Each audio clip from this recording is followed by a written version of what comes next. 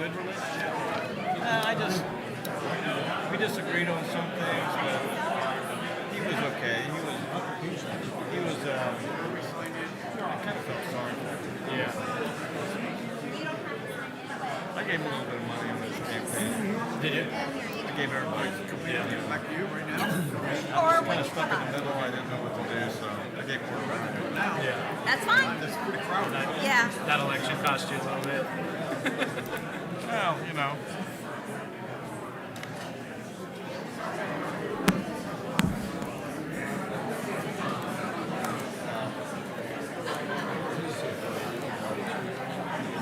Oh yeah, I probably should have gotten a haircut.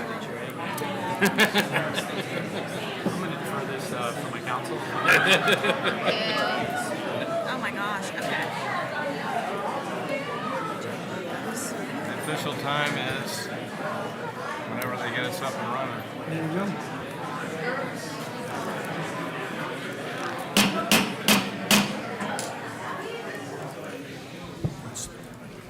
This time we call to order the May 16, 2024 meeting of the Clearwater City Council. There are a number of folks here, I think, who probably intend on speaking tonight, so I just want to remind everyone that if they want to address the council, to please complete a comment card. Comment cards are located by the clerk seated to the right of the dais, and when called to speak, please hand your card to the clerk. With that, we'll move to item 2 on the agenda, invocation. Please stand for the invocation to be given tonight by Chaplain Kenan Wiley and remain standing for the Pledge of Allegiance.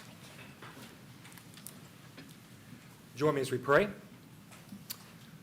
Our most gracious Heavenly Father, we thank you for a beautiful day that you have given us. And we just want to pause and just share that gratitude. Thank you for your creation that is evident around us, the beaches, the community, the beautiful people of this fine city that you've created in your image. We celebrate that tonight.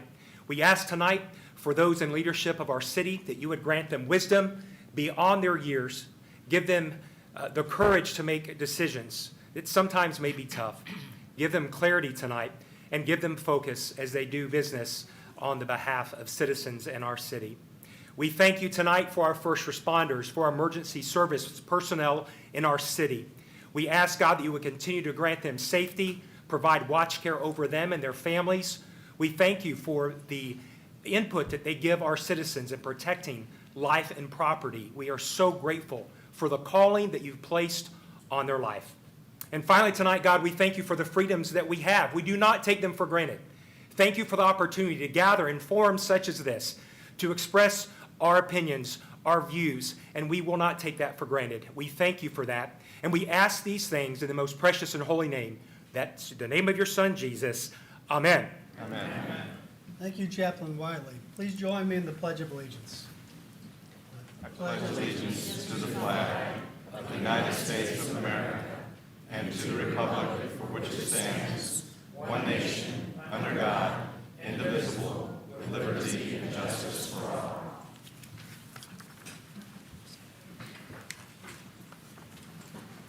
You may please be seated.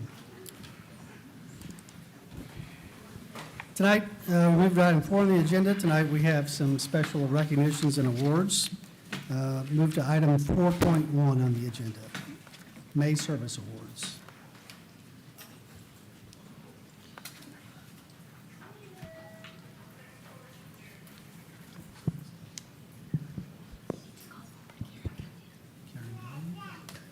Got it. This time, I'd like to call forward Karen Gilliam from Public Works.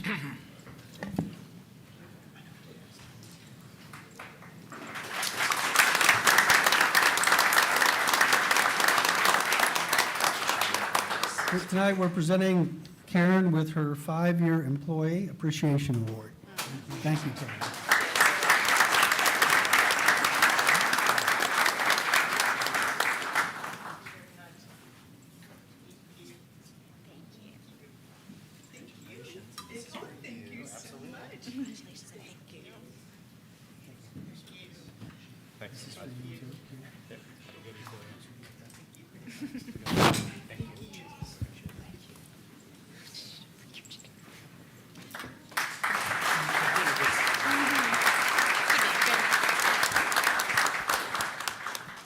And we have two 25-year employee awards to present tonight. The first one is Brian Langle from the Gas Department.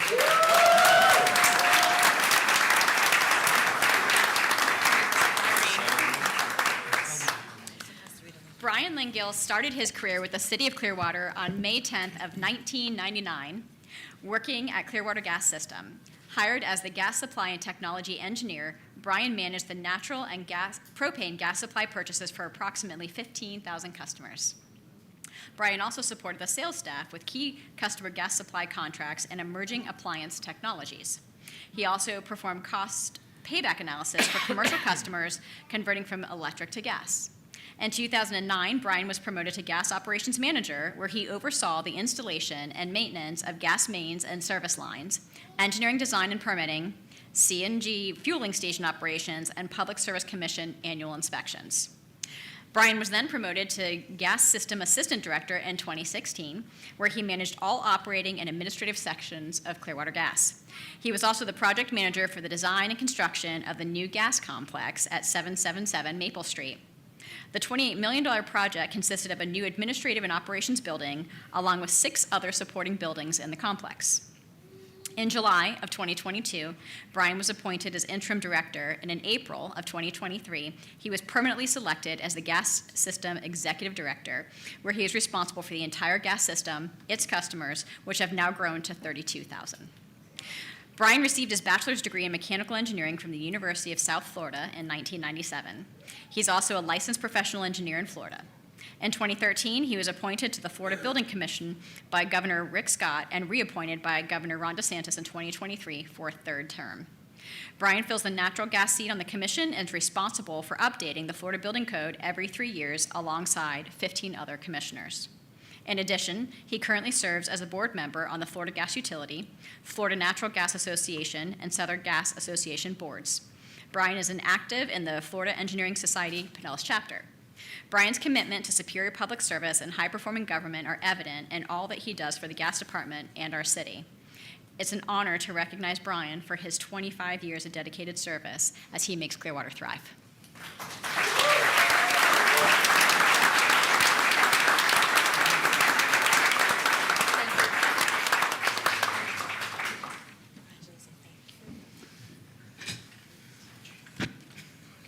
Congratulations, Brian.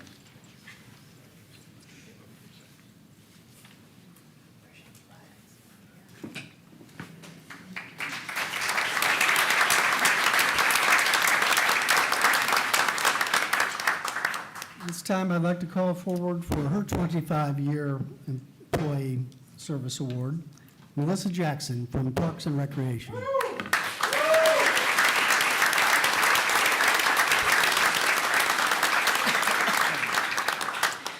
Melissa Jackson, aka Missy, started her career with the City of Clearwater in the library department as a library page on May 24th of 1999.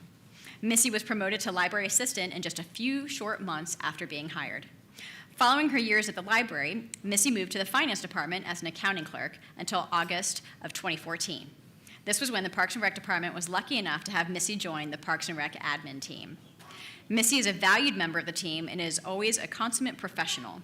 Missy wears many hats, processing receivables for all the rec centers, assisting with the contract instructor payroll, providing support for incoming rec track issues, acting as the backup to P-card processing, along with answering incoming calls from the public. She is very dependable and is always willing to take citizen inquiries regardless of the request. In the rare event she doesn't have the answer, she will find it quickly. In Missy's 25 years of civil service, she has made a positive impact on her management teams, co-workers, and citizens. We want to sincerely thank you, Missy, and offer congratulations for your 25 years of service and as a valued member of our team. Your work and attitude reflect the city's vision, a community that thrives from Bay to Beach, and you're a true example of somebody who makes Clearwater thrive. Thank you.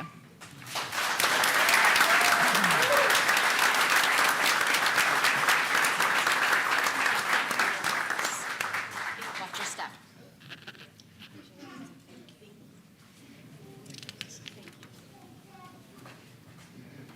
Thank you, Missy.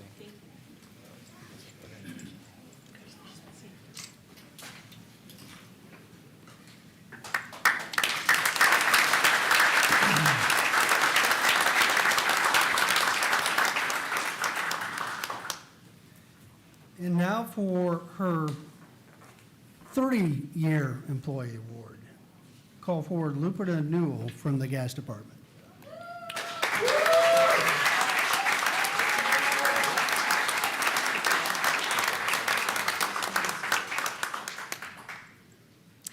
Today, we celebrate Lupita, who has been a dedicated Clearwater Gas System sales associate for the past 30 years. Lupita was initially hired with the gas department on February 7th of 1994 and has been an integral member of the gas sales team in her current role as our most tenured gas sales employee.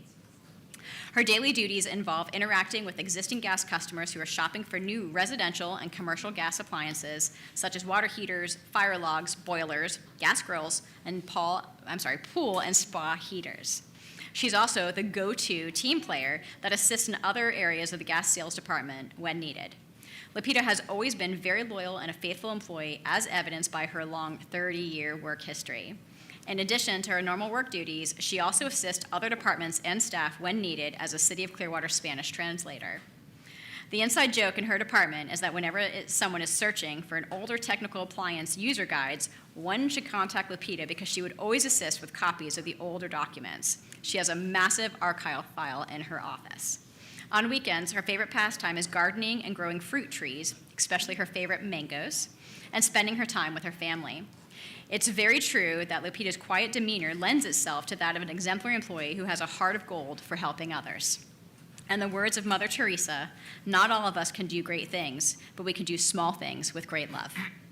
Thank you for all that you do. Your work and attitude reflect the city's vision, a community that thrives from bay to beach by delivering a high-performing government, ensuring community well-being, and providing superior customer service. We appreciate your 30 years of devoted service, and you're an example of someone who makes Clearwater thrive.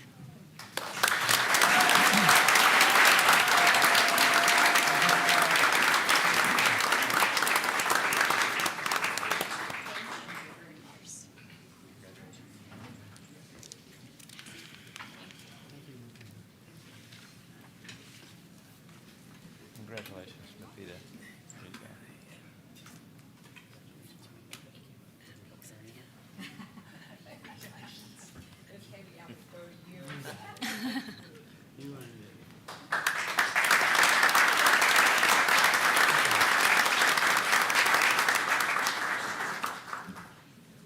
And now for the Employee of the Month presentation for May of 2024, I'd like to call forward Abby Santiago from the Parks and Recreation Department.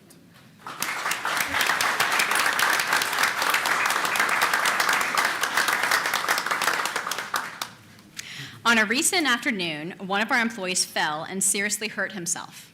Fortunately for him, Abby was nearby when this happened and was immediately by his side. The employee that was hurt doesn't speak English very well, and Abby is bilingual and was able to help him. She quickly called her supervisor to explain the situation. Then she called 911 to get her coworker the aid that was needed. Abby stayed with him until the paramedics came to assist, and then she translated for him and the paramedics so everybody would understand why and what they were doing. The employee then gave her his personal property, which included his cell phone, when they were getting ready to transport him to the hospital. Abby followed them to the hospital and stayed with him until she was able to reach his family to let them know what was going on. After helping and making sure that her coworker was settled and that his family knew where he was, Abby returned to work and finished her shift. Abby is a great asset to the Parks and Recreation Department and the downtown core team, but also to the City of Clearwater. We're very proud of her and how she cares for her coworkers and her responsibilities as an employee. Thank you, Abby, for your superior public service and helping to protect those around you. It is employees like you that help their fellow coworkers in their time of need that showcase what quality personnel that the City of Clearwater has. Thank you for showing off your high-performing government by exhibiting first-class public safety and emergency response service. Again, thank you, Abby. You make Clearwater thrive from bay to beach, and we appreciate you.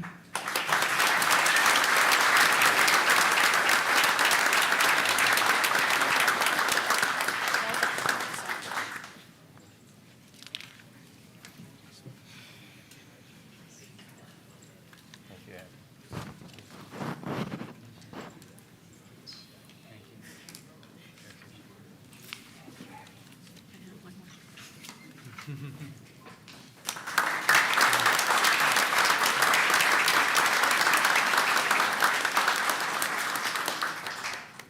And now for our last employee awards of the night is our Team of the Quarter for May, June of 2024. Stormwater volunteer firefighters, I'd like to call forward Maurice Bryant and Kenny Smith from Public Works.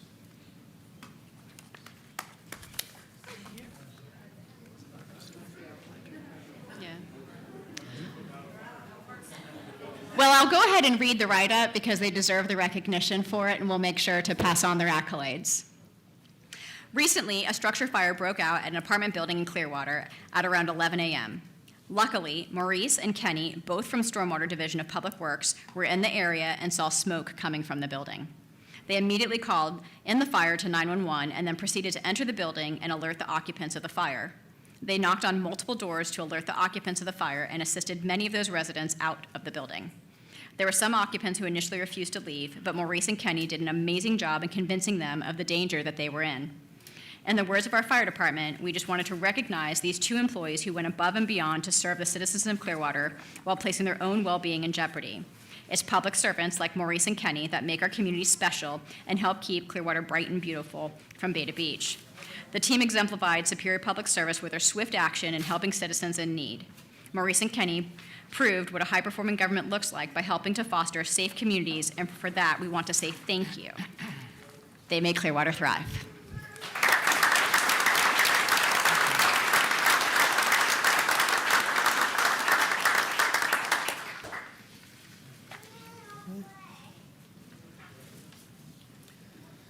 With that, we'll move to item 4.2 on the agenda, Older Americans Month proclamation. At this time, I'd like to call forward Carrie Marsalek from the Area Aging on Aging of Pasco and Pinellas. Welcome tonight. Whereas the city of Clearwater includes a growing number of older Americans who contribute their time, wisdom, and experience through intergenerational relationships, community service, and civic engagement, which can improve our communities. And whereas the City of Clearwater and the Area Agency on Aging of Pasco Pinellas, Inc. recognize the need to create a community that offers the services and supports older adults may need to make choices about how they age and continue to live independently. And whereas the City of Clearwater and the Area Agency on Aging of Pasco Pinellas strive to ensure that older Americans have the resources and support needed to stay involved in their communities, reflecting our commitment to inclusivity and connectedness. This year's theme, Powered by Connection, emphasizes the profound impact of meaningful interactions and social connection on the well-being and health of older adults in our community. Now, therefore, I, Bruce Rector, Mayor of the City of Clearwater, Florida, on behalf of the Clearwater City Council, do hereby proclaim May 2024 to be Older Americans Month. I urge every resident to celebrate our older citizens, help to create an inclusive society, and accept the challenge of flexible thinking around aging.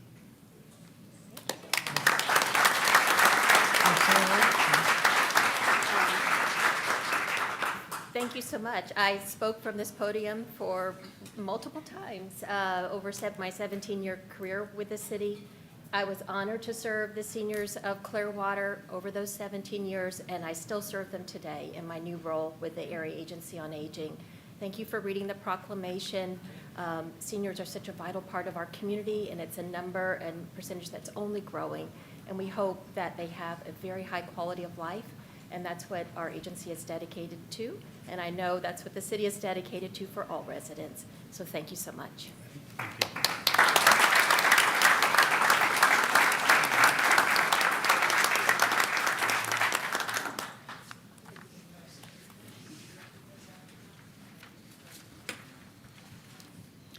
This time we'll move to item 4.3 on the agenda, EMS Week 2024 proclamation. At this time, I'd like to call forward Anthony Tedesco, the EMS Division Chief.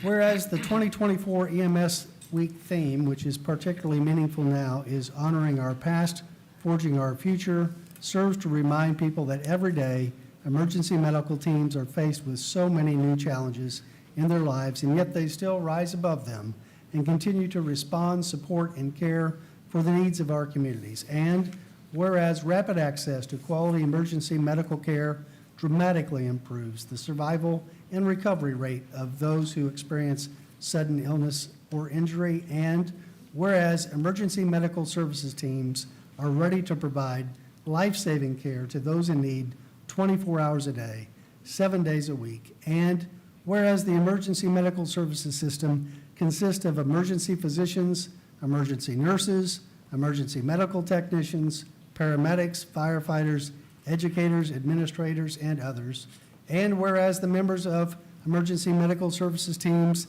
engage in thousands of hours of specialized training and continuing education to enhance their life-saving skills. Now, therefore, I, Bruce Rector, Mayor of the City of Clearwater, Florida, on behalf of the Clearwater City Council, do hereby proclaim May 19 to the 25th, 2024, to be Emergency Medical Services Week in Clearwater.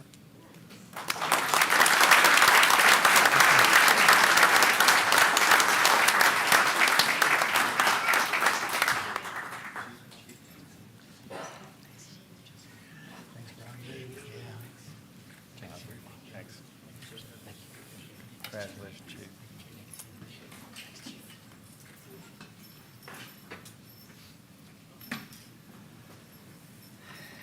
And we'll now move to item 4.4 on the agenda, and as appropriate, as we're getting ready for Memorial Day weekend and lots of boats out on the water. So National Safe Boating Week, and at this time, I'd like to call forward Karen Miller with the flotilla commander. Neighborhood Day.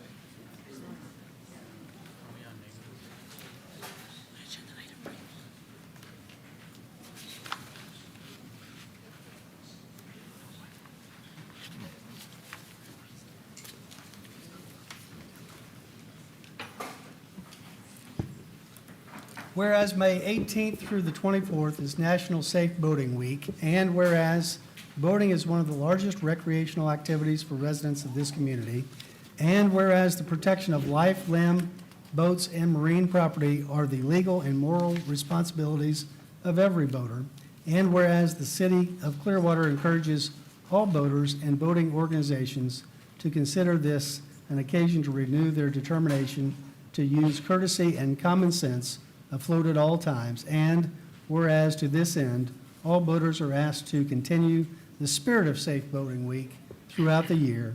Now, therefore, I, Bruce Rector, Mayor of the City of Clearwater, Florida, on behalf of the Clearwater City Council, do hereby proclaim May 18th through the 24th, 2024, to be National Safe Boating Week in the City of Clearwater.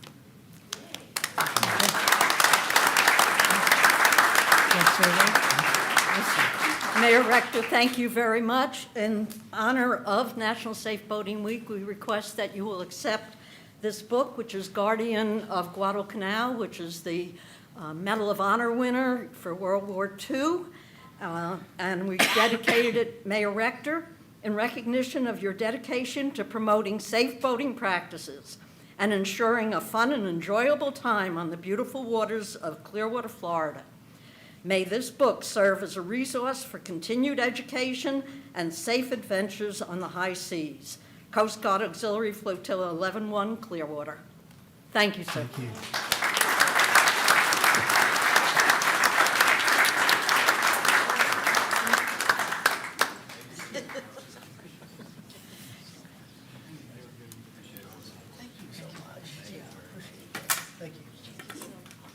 Thank you so much. Congratulations. Congratulations. Congratulations. Good job. Thanks. Congratulations. Congratulations.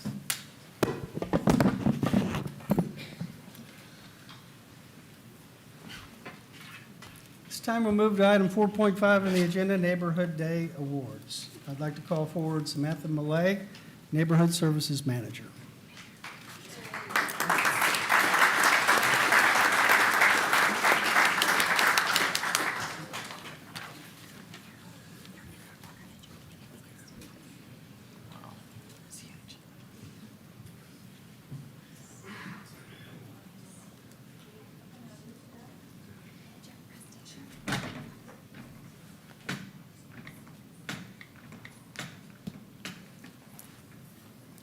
Good evening, Council. My name is Samantha Moulet. I'm your Neighborhood Services Division Manager, and this is Javante Scott, your Neighborhoods Coordinator. And we are here today very excitedly to present our awards for Neighborhoods Day 2024 and give you a bit of an overview of Neighborhoods Day this year as well. So to begin, what is Neighborhoods Day? Neighborhoods Day has actually been around for 25 years within Clearwater and was started by the City of Clearwater as a one-day event organized by the city in collaboration with our residents and our neighborhood associations to come together and put on block parties across the entire city in the spirit of encouraging community awareness and togetherness. All registered Clearwater neighborhood associations are invited to participate in the celebration. Why do we celebrate Neighborhoods Day? Because the Neighborhoods Division, our main goal is to promote community collaboration, community interaction. We do this through a lot of our placemaking programs, including storm drain murals, intersection murals, little free libraries, pollinator gardens, all sorts of great projects throughout the community. But Neighborhoods Day is another way that we are able to help build better and stronger relationships amongst our neighbors. It's also an opportunity for residents to get to know our council members, our staff, and get that face-to-face interaction time to express concerns or their appreciation, which we heard a lot of this year as well. It allows us to fulfill our objective of ensuring community well-being by supporting neighborhood identity and also inspiring citizen participation. So we support this day financially by providing small mini block party grants to our neighborhoods, but we also support it with logistically. So we are out there helping with road closures, park rentals, bounce houses, insurance, all sorts of things to make this day run flawlessly for our neighborhoods. We also support a free Kona ice truck to all of our residents and all of our neighborhoods who are participating, as well as encouraging about 100 estimated staff to go out with our council, our city managers, and our neighborhood and city leadership as well to visit all of these residents on this day. This year was really great where we were able to divide everything up logistically, so every single neighborhood was able to have a member of council and several staff members visit as well. This year we had 32 neighborhood participants, so we had some new faces this year with Neighborhoods Day, which we were really excited about to see some new areas of our city be represented, and this is a great list. You can probably find your neighborhood on here. We also had almost every single one of our city departments out on Neighborhoods Day, and that was not just our police and fire, which we are grateful to have every year, but we had everyone from HR with their matching shirts to folks riding by on solid waste trucks waving at the kids at each block party. So it was really great to see a really good representation from our city staff, and everyone had a really great time. We had excellent feedback from our residents and neighborhoods about their engagement with our staff. So with that, I'm going to turn it over to Javante, and he is going to present our 2024 Neighborhoods Day Awards. So to increase neighborhood engagement, community engagement, and with hopes to increase enthusiasm, we incentivize our neighborhoods this year with Neighborhoods Day Awards. This also is a hope that it will be a boost for neighborhoods that don't participate to participate in Neighborhoods Days to come. And so to the neighborhoods who are here tonight, we'd ask that you would come once your name is called, that you would greet the dais and then stand for a quick picture. With that, drum roll please, council. The neighborhood that is receiving the award for the most environmentally friendly goes to the Edgewater Drive neighborhood.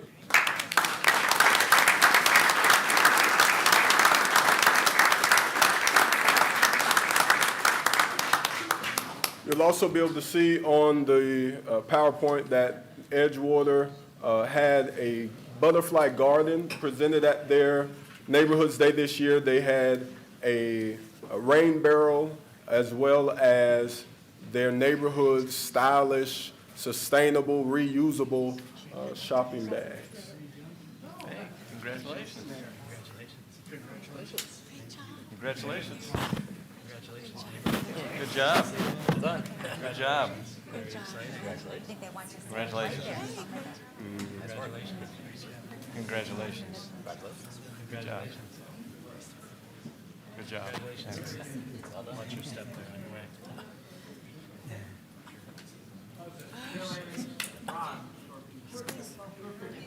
Squeeze. Oh, no, is it just that? Javante?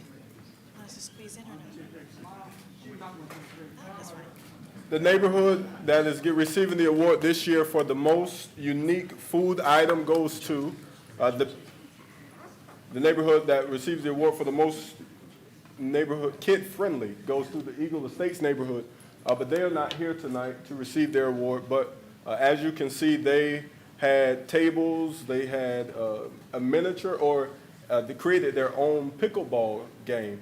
And so we know that pickleball is a big deal now in Clearwater, and so Eagle Estates is receiving the most kid-friendly neighborhood. It was dodgeball. Oh. But it was really good. Yeah, congratulations to them, yeah. The neighborhood that is receiving the award for the most neighborhood spirit is going to the North Saturn neighborhood.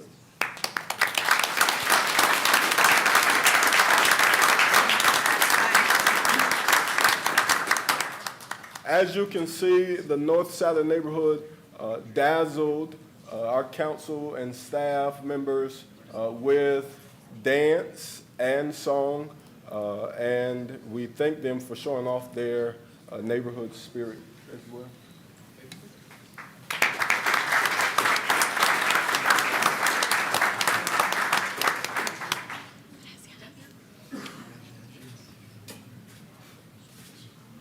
Good job.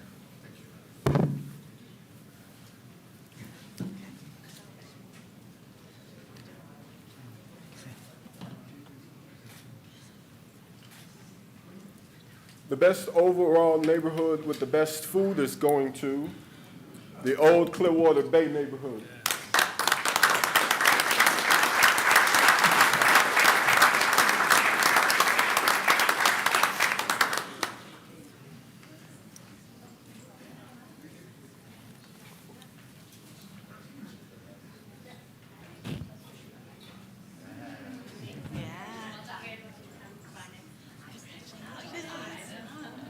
Great job.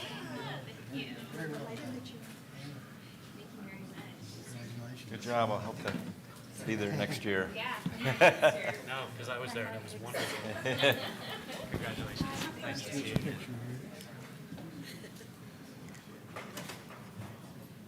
The neighborhood receiving the award for the most unique food item is the Bayview Heights neighborhood.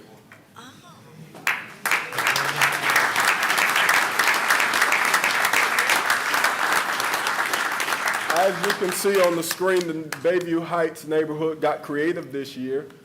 Easter was the following day of Neighborhoods Day, and so they created what we see as a golden edible egg.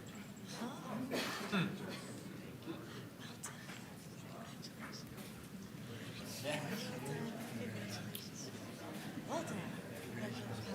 Thank you. Congratulations.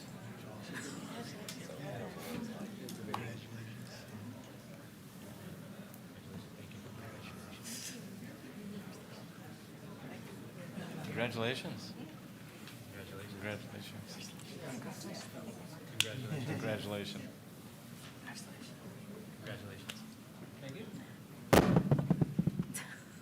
What's your picture around here?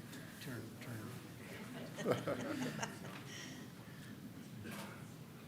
And last but certainly not least, the best overall neighborhood award is going to the Clubhouse Estates neighborhood.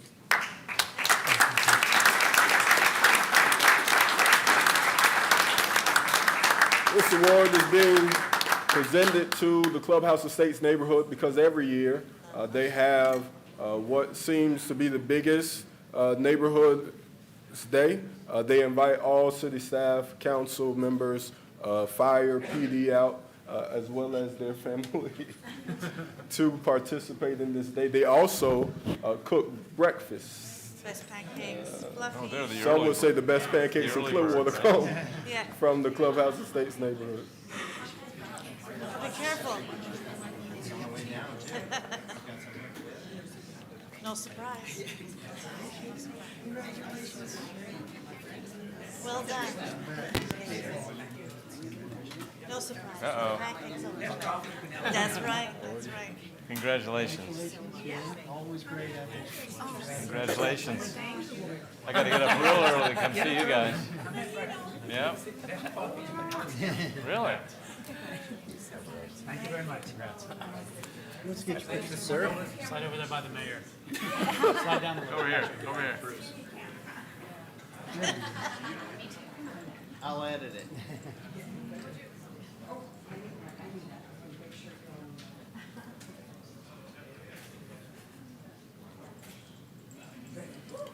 And we'd like to give a big congratulations to our winners tonight as well. As well as a huge thank you to all 32 neighborhoods that participated in Neighborhoods Day this year. We're looking forward to Neighborhoods Day 2025. Also, a special thank you to you, Council, for taking time out of your day to join our neighborhoods on Neighborhoods Day, as well as to all of our city department leaders and all city staff for joining us on Neighborhoods Day. Can you all help us, the Neighborhoods team, thank our city staff for participating in this year's Neighborhoods Day?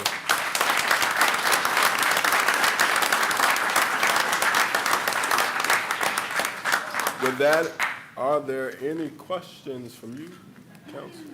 Nope, sounds good to me. Thank you all. Well done, thank you.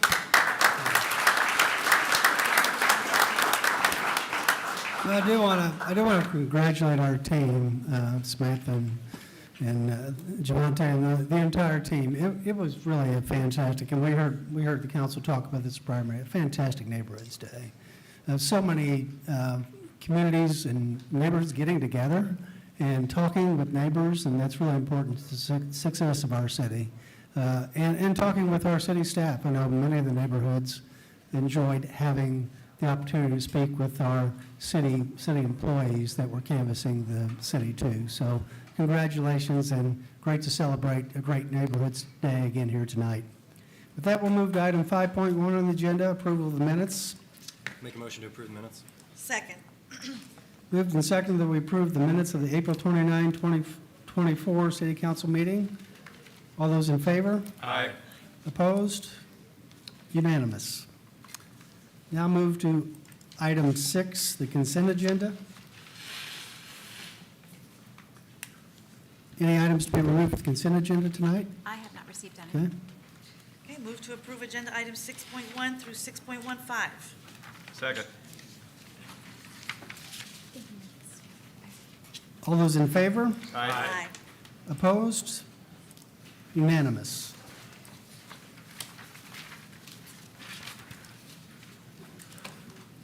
This time we'll move to item 7.1 on the agenda.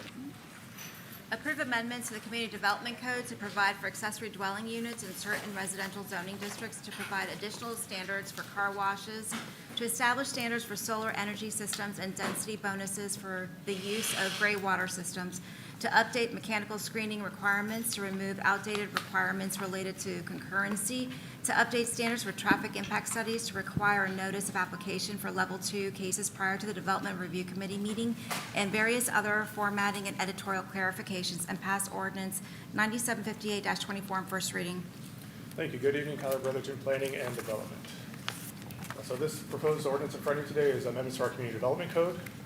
So here's a quick agenda of what this ordinance covers. First is accessory dwelling units. I'll include a brief overview of what they are and some benefits that they do provide. Then we'll move into amendments based on statutory changes, amendments identified by staff, and then we'll finish up with some minor clerical amendments. So what is an ADU?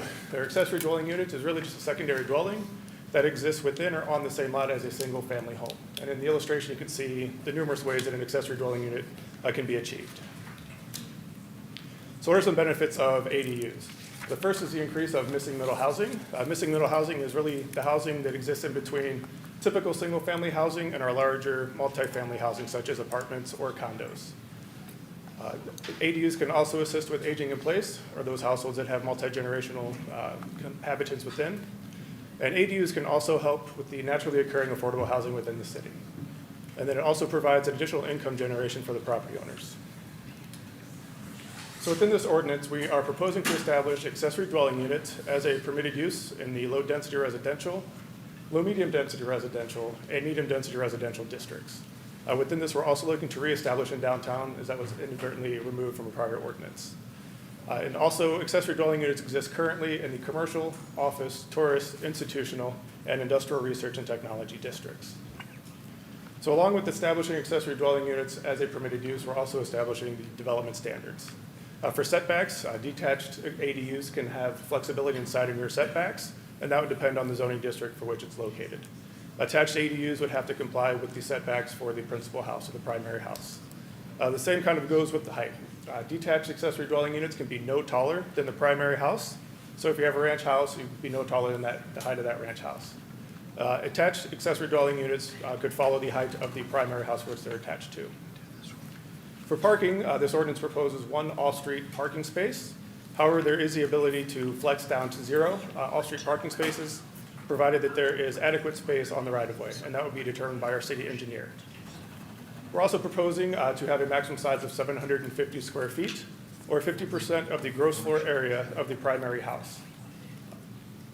For the architectural standards, the accessory dwelling unit would need to be of a complementary style to the primary house. And as you can see in the image, the accessory dwelling unit there off to the right matches the style of the primary house along the left. Along that same note, shipping containers can be used as accessory dwelling units. However, the shipping container must meet all applicable building codes as well as the architectural standards. Some additional information, we are permitting 1 ADU per parcel, and that would not count towards density. So if your lot size and underlying density provide for 1 dwelling unit, you could construct an accessory dwelling unit provided you meet all applicable code requirements.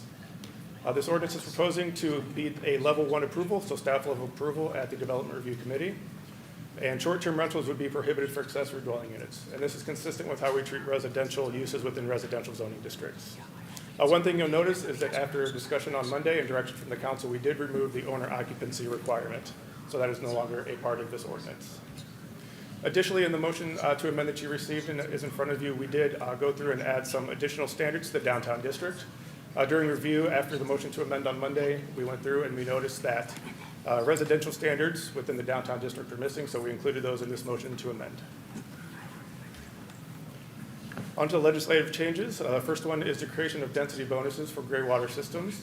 These would apply to certain residential developments, and depending on how many units in that development incorporates a gray water system, a 25% or 35% density bonus could be achieved. For temporary emergency housing, the city incorporates, by reference, Pinellas County's code for temporary emergency housing. We're just adding a statement that temporary emergency housing can be within a property for up to 36 months, and this complies with the state statutes. State statutes no longer require certificates of concurrency or capacity, so this ordinance proposes to delete those sections out of our code. During a development proposal and site plan review, city staff reviews that proposal to ensure that adequate capacity exists or if upgrades to the infrastructure would be needed. And then lastly is floating solar for legislative. Floating solar is now a required use under certain land uses, and that's by statute. Typically, these would be seen on larger inland bodies of water with little to no wave action, such as a reservoir or quarry. But there are some stormwater ponds within the city that could facilitate this type of system. Moving into our staff-initiated amendments, we're creating development standards for solar energy systems, and for all intents and purposes, these are photovoltaic or PV panels. We're proposing standards for roof-mounted, so that could go on garages, carports, or anything similar, as well as the aforementioned floating solar. For notices of applications, currently, only level 1 approvals that go before the Development Review Committee are noticed after application before the Development Review Committee. Staff is proposing to add level 2 cases. Those are cases that get approved by the Community Development Board to this notice of application. At minimum, this will provide an additional 4 to 6 weeks of notice for these cases to go before the CDB. For car washes, we're proposing 2 criteria, and this really just helps implement the code and how we're interpreting it for car washes. The first relates to location on property, and the second relates to vacuums and similar equipment having to not be between the right-of-way and the structure. And this follows in line with accessory structure provisions that we currently have within the code. For the affordable housing density bonuses, this is currently approved as a level 2 approval, so it has to go before the Community Development Board. Within our code, the provisions and standards for affordable housing density bonuses are pretty well laid out, so we're proposing to amend this to a level 1 approval, which would shorten review and approval time. And then lastly, for staff-initiated amendments, we're proposing to remove residential infill use footnotes. So these footnotes currently provide flexibility, but do not actually provide the criteria to achieve the flexibility. This is the only use within the code that has a footnote structure like this, so the proposal to remove this would bring consistency throughout the code. The last set of amendments are minor clerical amendments. We're reformatting certain use tables so that all the use tables are the same within the code. We're also removing or updating outdated references, and this is mostly with the updated comprehensive plan Clearwater 2045. And we're also adding or amending definitions as needed for accessory dwelling units, gray water systems, floating solar energy systems, and others. And then since accessory dwelling units are a new permitted use, staff did do some community outreach. On April 2nd, staff held an online webinar and Q&A session, and that webinar is actually recorded and is available on the city's YouTube page. And then on April 11th, staff held a community open house at the East Library. This was an informal drop-in event meant for those attendees to ask questions of staff. And then lastly, as detailed in the staff report that's attached, this proposed amendment is consistent with the comprehensive plan and furthers the purposes of the Community Development Code. At the April 4th Development Review Committee meeting, the DRC recommended approval of these proposed amendments. And at the April 16th Community Development Board meeting, the CDB unanimously recommended approval with modification of the accessory dwelling unit as detailed in your cover memo. And I'd be happy to answer any questions. Any questions from the council? I did have one. I raised on Monday, we changed the requirement that somebody be occupying the primary residence. That we can change that back if that becomes a problem. Is that right? Mayor, it can be changed back. However, genies are not easily put back in bottles. Okay. And so, yes, it can be changed back, but if you were to change it back at a time when there's already a rental taking place, that use presumably will be grandfathered in. And so at a minimum, you'd probably have to honor and respect those contracts that were already made in order to do that. So yes, it could be done, but maybe limited in its application. Okay. Did you want to revisit that? Well, Knowing that now? I mean, my thought was then, and I expressed it to the city attorney, is I'm for ADUs, and I'm for anything that will help us increase our housing inventory. At the same time, I've talked with former Senator Brandis and a lot of people who have a lot of knowledge in this area, and it probably doesn't move the needle much. It probably doesn't add a lot of inventory. Any little bit helps in the kind of environment we're in. But I am concerned about, although they may not be allowed, we all know that there are folks who could use this kind of opportunity for a short-term rental and fly under the radar. And there is some concern in the community that it could be abused for that purpose more easily if no one is occupying the primary residence. So that is a concern that's been expressed to me, and having had, knowing the experience we've had here in Clearwater and throughout Florida, that I think that's something we should think about. Vice Mayor? Yeah, and I voiced that concern during the work session as well, so I'm fine with not amending that, but I don't know what everybody else's wishes are. I've also heard some of that concern, and listening to Attorney Margolis, it's better to proceed slowly and see if it's working than trying to put the genie back in the bottle. So I'm open to removing the amendment, and at this stage, start slowly with having owner occupancy. I'm comfortable with that. I'm comfortable, Mr. Mayor, going any direction that this board sees fit. I think what kind of had us leaning towards the direction of giving some flexibility was the fact that staff identified that we're not going against a norm on this ordinance. We were actually going with the current shift in what, not just other municipalities around us, but other states from California all the way out to Florida and the East Coast was kind of shifting towards. So I think that's why we were leaning that way, but err on the side of caution. I'm fine with that if that's a decision this board makes. I feel the same way as Councilmember Menino. If I may ask Mr. Margolis, is that the same type or similar instance if we had to readdress the ordinance to remove that? Is it the same genie out of the bottle type thing? They get a precedence, or because we'd be going to a more open system, it would just be more lax. In my experience, particularly with land use issues, it's easier to open doors than it is to close them. And so you can always open the door wider. You know, you can open the door a little bit and then choose to open it wider over time.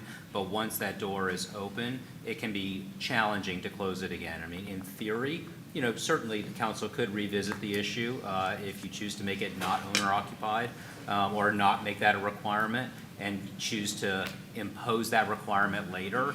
The problem with that, or the challenge I would say with that, is that once you allow non-owner occupied ADUs, people will start lawfully, you know, renting out those units. And when that happens, those uses will likely get grandfathered in as to those properties. And so you'll be limited in your ability to pull those back if you want to. Now, you may open the door and find the door is exactly where you want it to be, and you may be perfectly comfortable with the way it goes. However, I do have a little bit of concern for the council that if you open that door broadly and then you want to pull it back, you may find that some of those uses are grandfathered in, and it's not as easy to do that. So it is always easier to proceed in steps. You don't have to if the council is comfortable, as Councilmember Menino said, following the majority path, which admittedly it is. There are a lot of cities, in fact, that have gone exactly that way, as staff has pointed out. And so that is absolutely council's prerogative, but I do want you to be prepared. Once that door is open, you're going to be somewhat limited in your ability to bring that back if you change your mind later. Yeah, no, I was just, again, as Councilmember Menino said, you know, trying not to handcuff anybody, but more so go towards an industry standard, if you will. So I'm good either way. Vice Mayor? So, Mr. Mayor, you want me to make a motion to pass ordinance 975824 non-amended as written? As presented. It's the pleasure of the council, but someone to make a motion. I'll make the motion. Okay. Second. Okay, is there any discussion? Yep. Okay, anyone here from the public wish to speak to this item? And Mayor, I will also need to read the ordinance by title. I can either do that before or after public comment, whichever you prefer. Okay. Anyone from the public wish to speak to this item?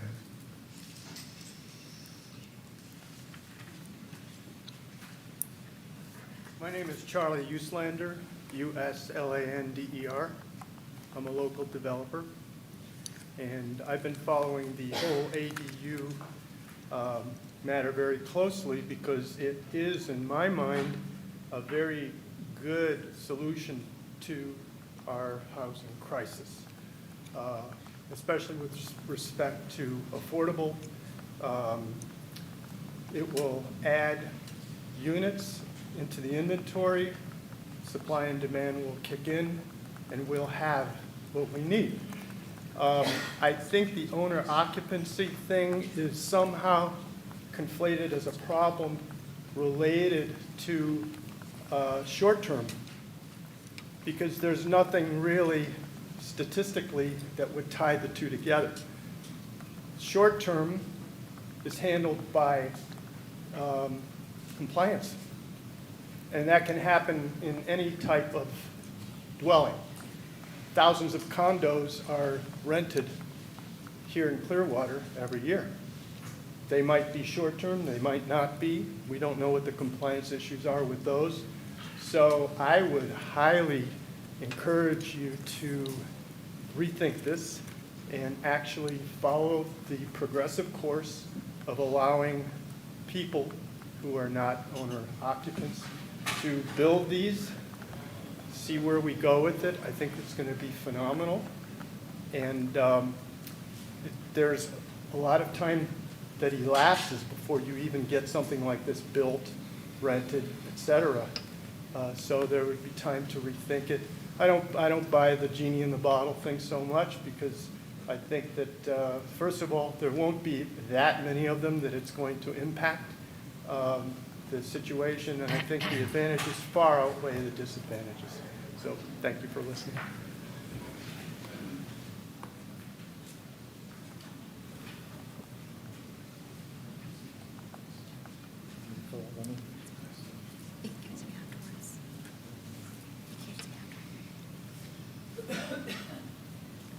Good evening, Mr. Mayor, council members, Ms. Poirier, Mr. Margolis. My name is Rudy Michaelak. Today, as my name badge suggests, I'm actually here as a board member and treasurer of the Clearwater Neighborhoods Coalition. And this amendment covers the whole waterfront, if you would, of items in here, but I'm here to speak in favor, on behalf of the Clearwater Neighborhood Coalition, the area that deals specifically with the CDB and the Community Development Board. We are very appreciative of the fact that the changes in Section 4-202 allows 10 days of notice time prior to the Development Review Committee for property owners in the area to be able to be aware of what is happening, and therefore, because of this timing, allows them the opportunity to look, to review, to evaluate, and look to see if there's any additional needs that need to be done. This is particularly important because previously it was 10 days before the Community Development Committee meeting, which really allowed no time for neighborhoods or adjacent property owners to come together and be able to present information in front of that. So as a result, because of this change, we think it's in the betterment of neighborhoods and neighboring property owners. And as the Clearwater Neighborhoods Coalition, we thank you for that. We thank Clayton for that. And we do appreciate what the council is doing. Thank you.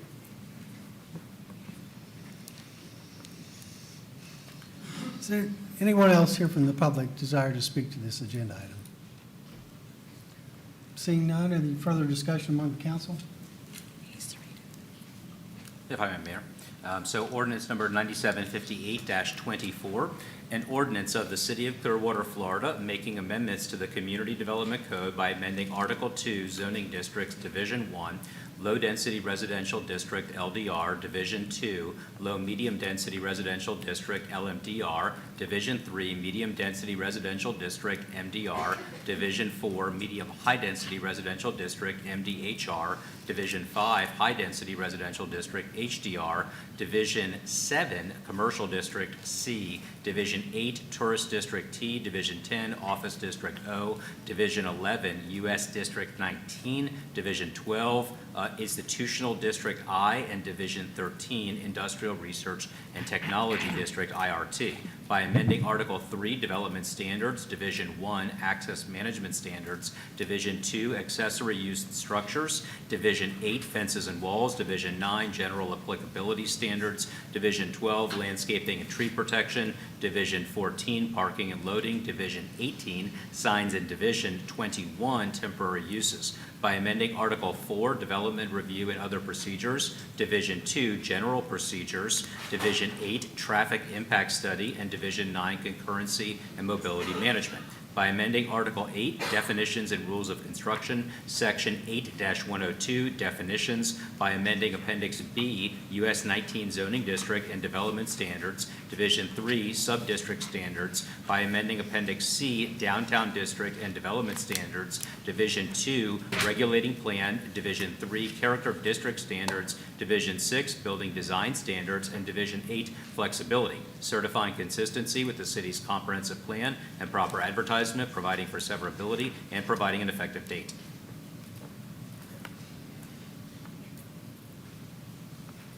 Ready to vote now?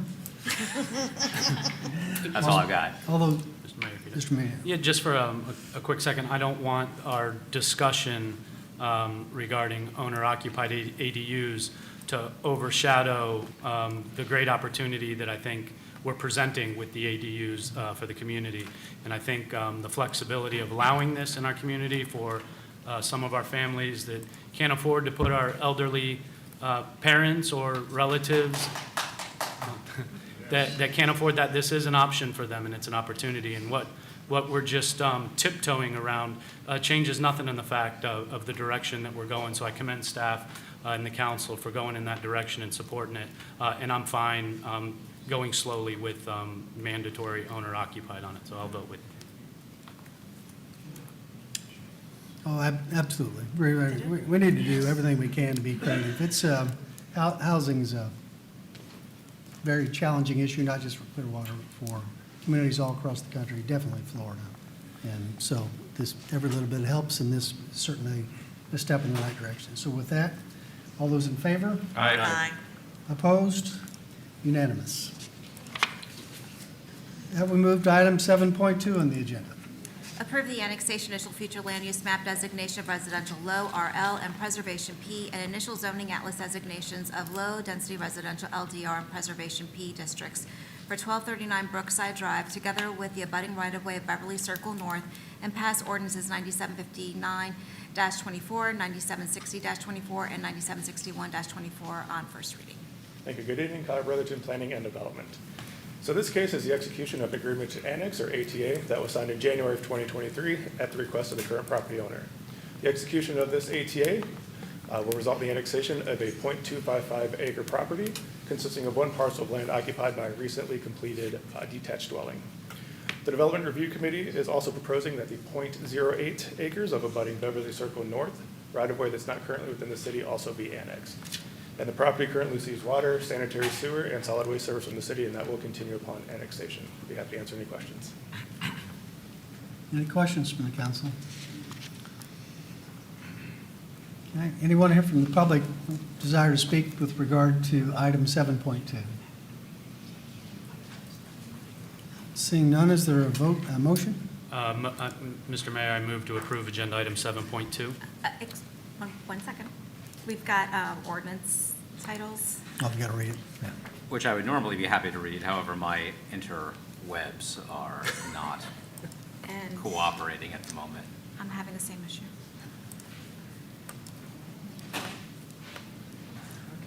Thinking of myself as a modern man, I usually read them off. Oh, perfect.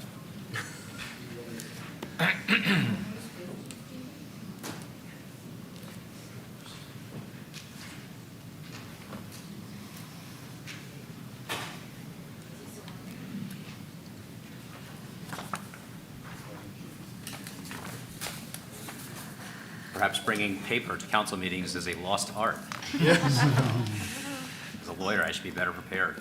Ordinance number 9759-24, an ordinance of the City of Clearwater, Florida, annexing certain real property located on the northeast corner of Brookside Drive and Beverly Circle North, whose post office address is 1239 Brookside Drive, Clearwater, Florida, 33764, together with certain abutting right-of-way of Beverly Circle North into the corporate limits of the city and redefining the boundary lines of the city to include said addition, providing an effective date. Next up is ordinance number 9760-24, an ordinance of the City of Clearwater, Florida, amending the future land use element of the comprehensive plan of the city to designate the land use for certain real property located on the northeast corner of Brookside Drive and Beverly Circle North, whose post office address is 1239 Brookside Drive, Clearwater, Florida, 33764, upon annexation into the City of Clearwater as residential low, RL, and preservation P, providing an effective date.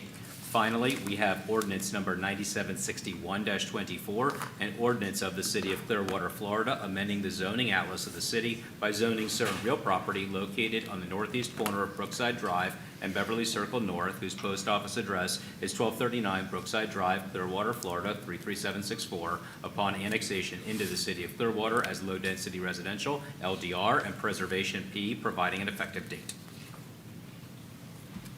Okay. Now, motion. You made a motion? I made a motion. I'll second. Second. All those in favor? Aye. Opposed? Unanimous. This time we move to item 7.3 on the agenda. Approve the First Amendment to Development Agreement between the City of Clearwater and Gotham Property Acquisitions LLC and the D'Annunzio Group pursuant to Community Development Code Section 4-606, adopt Resolution 24-09, and authorize the appropriate officials to execute same. Good evening, Gina Clayton, Planning and Development. Can I get the elbow up?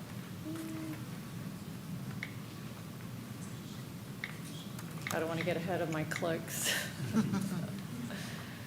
All right, so back in August of 2022, the city entered into a development agreement with the Gotham Property Acquisitions LLC and the D'Annunzio Group to redevelop the former City Hall and Harborview sites, which are located in our downtown core character district by the downtown zoning district and adjacent to Coachman Park. That development agreement approved conceptual plans for both properties and include a mix of uses of overnight accommodation, food and beverage uses, retail, residential, event space, and cultural uses.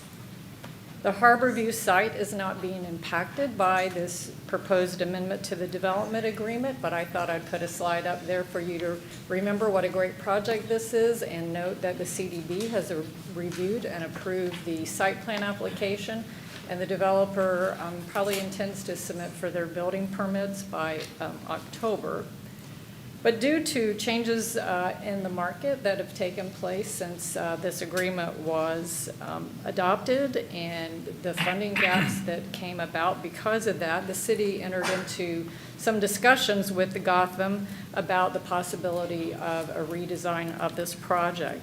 The city retained HR&A to evaluate the issues, and their study confirmed that, in fact, the project had been negatively impacted by things such as increasing interest rates, insurance premiums, and escalating construction prices, as well as the findings of the geotechnical report and how it impacted constructed and below-grade parking. So in response to these issues, a revised purchase agreement was approved by the City Council in February, and those changes have necessitated some amendments to your development agreement. So just to give you a quick refresher of what was previously approved for the former City Hall site, the agreement allowed between 500 and 600 apartments, along with typical residential amenities and 40,000 square feet of commercial space. The project, as you can see, included 2 towers on a building podium that included residential amenities and commercial space. The project was to be 27 stories in height and have below-grade parking at a parking ratio of 1 parking space per unit. So the proposed project will continue to be a mixed-use project. However, there'll be 400 units instead of the 500 to 600. That will be 153 units per acre, which is still a quite substantially dense project. And there'll be 12,400 square feet of commercial space. The building will be slightly higher than what was previously proposed at 28 stories and 295 feet in height. Developer will still need to go before the Community Development Board to request an allocation from the Public Amenities Incentive Pool, and that request will be for 211 units. That will be decided by the CDB through the site plan review process. This proposal includes a more parking or higher parking ratio than was originally proposed. There'll be 440 spaces, and 50% of those spaces are allowed to be located above grade. So there still will be 1 floor of parking below grade. The project will continue to meet their environmental obligations. They're going to have a green roof, EV-ready and EV-capable charging, and they'll be constructing the building to meet LEED Silver equivalent standards and also incorporate some LID development techniques. So the proposed concept retains the commercial uses and that vehicular drop-off that was contained in the original concept. However, with 50% of the parking now located in that building podium, obviously there's going to be a lot less commercial space than originally proposed, and then it also impacts the interaction of the building adjacent to the park.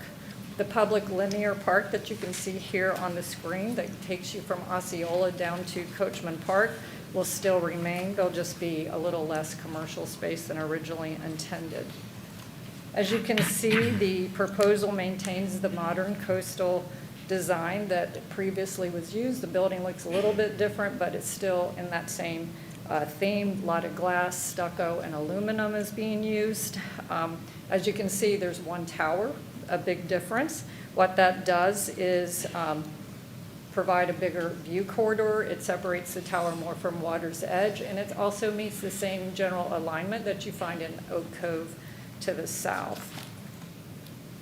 As a portion of the building is going to have parking above grade, I wanted to show these 2 slides to show you how the treatment of the garage is being handled.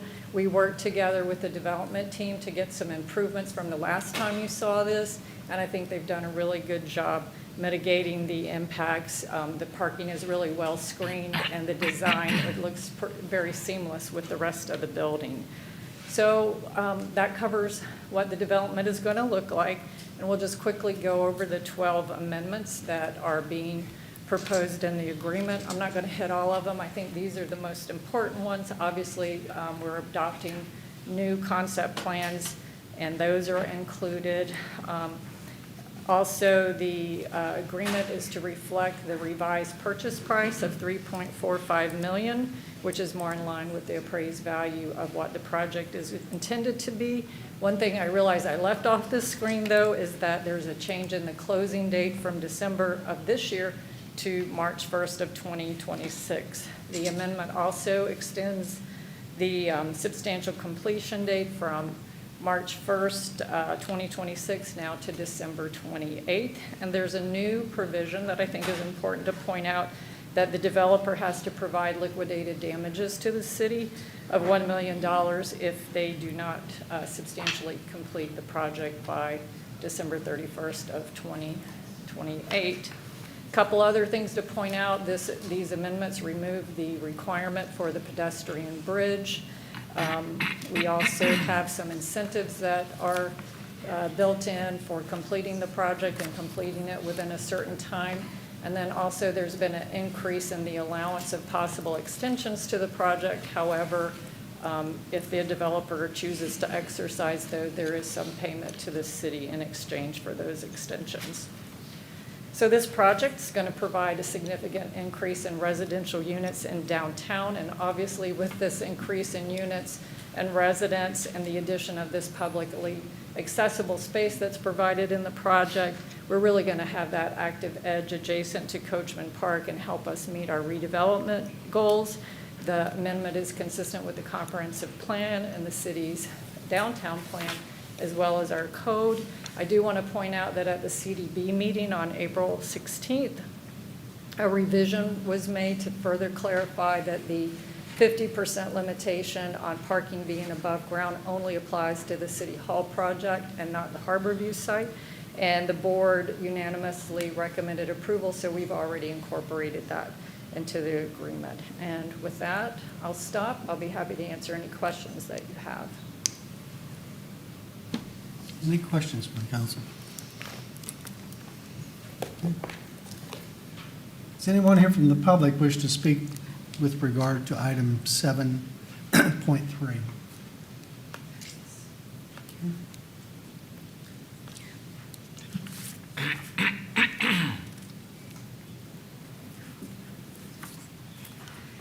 Good evening, Mayor, council members. Katie Cole with the law firm of Hill Ward Henderson, representing the applicant and developer Gotham and D'Annunzio. We have Mr. Brian Kelly, Mr. Destin D'Annunzio, Mr. Wade Stevens, and Mr. Matthew Pickett here with us tonight, who want to be here tonight to answer any questions that you all may have. We also have Sarah Jane Vadalay in the back waiting for us if you have architectural questions. We did want to take an opportunity just to walk through. Ms. Clayton went through the substantive. We understand that obviously from an approval standpoint, you're looking at the compatibility and consistency with the comprehensive plan. And this is something that was heard in February, obviously, but with new council members on the dais, we wanted to be sure to explain and show as many pictures and update you as to the progress of this project. Just to recap, in 2022, the City Council approved 2 agreements, the purchase and sale agreement and the 30-year development agreement with the developers with respect to the 2 parcels on the bluff. In November, the referendum was passed, and in April through October, the purchase agreement with respect to City Hall was extended because in January, Gotham and D'Annunzio came to the city to show the results of due diligence and how the market changes. That resulted in the city engaging HRNA, which resulted in the negotiated PSA amendment, which was approved by the City Council in February. The PSA amendment specifically listed out the 12 items that Ms. Clayton reviewed that are included in this development agreement as those items that as negotiated items were found in both the purchase and sale agreement and the development agreement. And so the development agreement needed to be amended for two reasons. One, to conform those documents, and secondly, to attach the updated conceptual plan. Since then, in February, the developers steadfastly moved forward with the conceptual plan, and in fact, I don't want to leave off, in March 2024, the City Council, sitting as the Community Redevelopment Agency, approved a resolution allocating the modification of dollars to the project. This is the same thing Ms. Clayton went through, so I don't think we need to do that. But we did want to show you some more pictures. So this is an updated aerial view of the park with the two projects. This Harborview site has been approved by the Community Development Board, including the allocation of the transient units. The City Hall site, the applicant submitted on May 1st its application for the allocation of density units through the Flexible Development Progress. That will go to your Development Review Committee the first week of June and the Community Development Board in July. These are some updated renderings. While the development agreement does have an attachment, and in February we showed you renderings, I think as Ms. Clayton updated her presentation as well, Gotham and D'Annunzio clearly heard, especially Councilmember Teixeira in February, with respect to the design, and has worked very hard to update it and modify it since that time. So these renderings that you see, while are not exactly what's in the development agreement that you're, we hope, approving tonight, this is consistent with what was submitted to the Community Development Board for its approval. So as you know, the development agreement generally allows a substantial similarity. We think this is only a better plan than what's attached to the agreement. This is looking the City Hall parcel from the park looking up. Here it is next to Water's Edge. This is the view from Osceola through to the bridge in the park. This is, I just want to highlight, as part of your development of the park, and kind of after we did these plans, the city did, an easement needed to be granted to Duke Energy that's between the Water's Edge building and this site. So that also necessitated some changes to that area of the building. So that's why you see some of these changes with respect to going all the way down the park. Just view the North Promenade, looking from the park, or the bridge probably. Same views that Ms. Clayton had. And I thought it was important, the hotel that's to be located at the Harborview Center, as Ms. Clayton said, has been approved already by the Community Development Board. Construction drawings are well underway, and we anticipate submitting for building permits late summer, early fall to the city. But these are updated drawings, as you all may be familiar. As the progress goes on, drawings become more and more refined. There's more details added. There's small changes. So these are the most recent visuals here. This is also the hotel. The hotel and commercial space from the bluff and looking down to the park. As Ms. Clayton said, there is a LEED Silver obligation in the development agreement that hasn't changed by this amendment. And the next steps for City Hall, there was a submittal May 1st, July 16th, CDB, construction drawings, submittal of permits, and anticipated closing. With that, I'd ask Mr. Kelly to come forward to say a few words, and we'd respectfully request your approval of this amendment. So thank you. Thank you, Katie. Mayor, Council, just want to thank you for your public-private partnership. Council member, I really appreciate you pushing us on the design, working with staff, and I feel like that partnership has enabled us to improve the aesthetic. Realize working together through some difficult times over the last few years, we've really come together to bring this to fruition. By resolution of submitting our site plan drawings shows a real commitment. We like to see the hotel break ground the end of this year, and then at the end of 25, our target is to break ground on the tower. I walked Coachman Park today. It's beautiful. I think what we're proposing to do here will only further increase foot traffic and add to the civic realm, which is just substantially improved. It's really impressive. So we thank you, if approved, for giving us the confidence as a 110-year-old firm partnering with the D'Annunzio Group, a local developer. We feel a great sense of responsibility, and we're prepared to live up to it. So we thank you.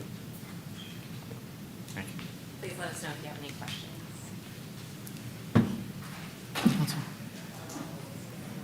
I don't have any questions. I do want to make a couple comments. First of all, I want to say our 2014 ULI report stated as a city that once we got Coachman Park built and our beautiful amphitheater, that it wasn't time to exhale like we were finished. That Imagine Clearwater plan, this was a huge component to it.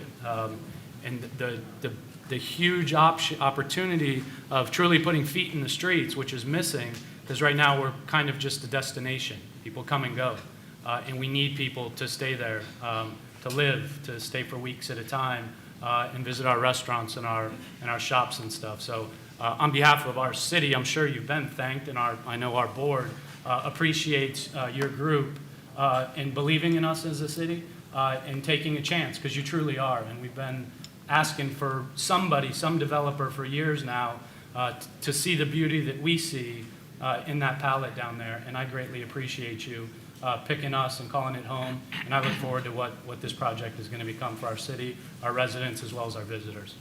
Thank you. Yes. And That's going to Sheriff. Of course, I appreciate you hearing my lone voice, wanting a sleeker look or something more to the previous design. So I'm very appreciative that you were receptive to my suggestions. Well, I want to say, as mayor, I get asked about when's it going to get started all the time. There's a lot of community excitement, and because I've been very proactive in speaking with leaders throughout the region. It's not just Clearwater that I get asked about this a lot. I get asked about from other regional leaders. And to Councilmember Menino's point, I get asked about it a lot from other folks who have the resources to do really great things in Clearwater. And the success of this project certainly will give them the confidence to bring other good things to Clearwater. So I'm excited to get started too. So with that, I've already asked for public comment, but is there anyone here that wants to speak to this item?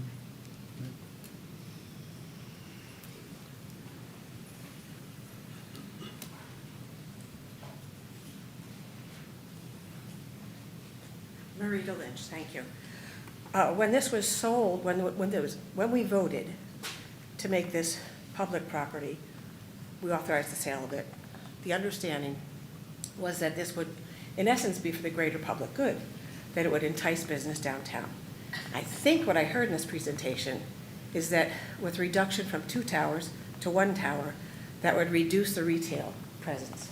And my question is, by how much, and how much of an impact will that have on this development being for the greater good and bringing people downtown?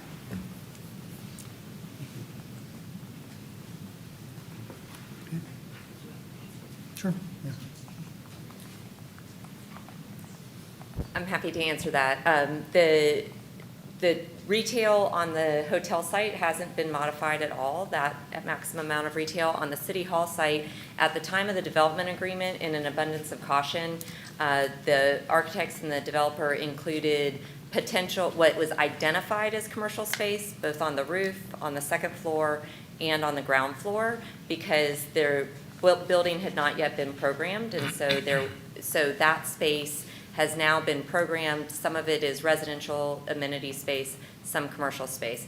So I can't tell you an exact number, but there's, I think, proposed 12,500.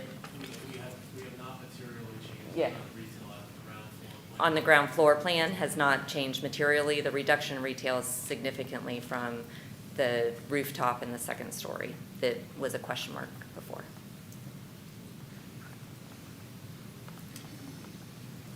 Okay.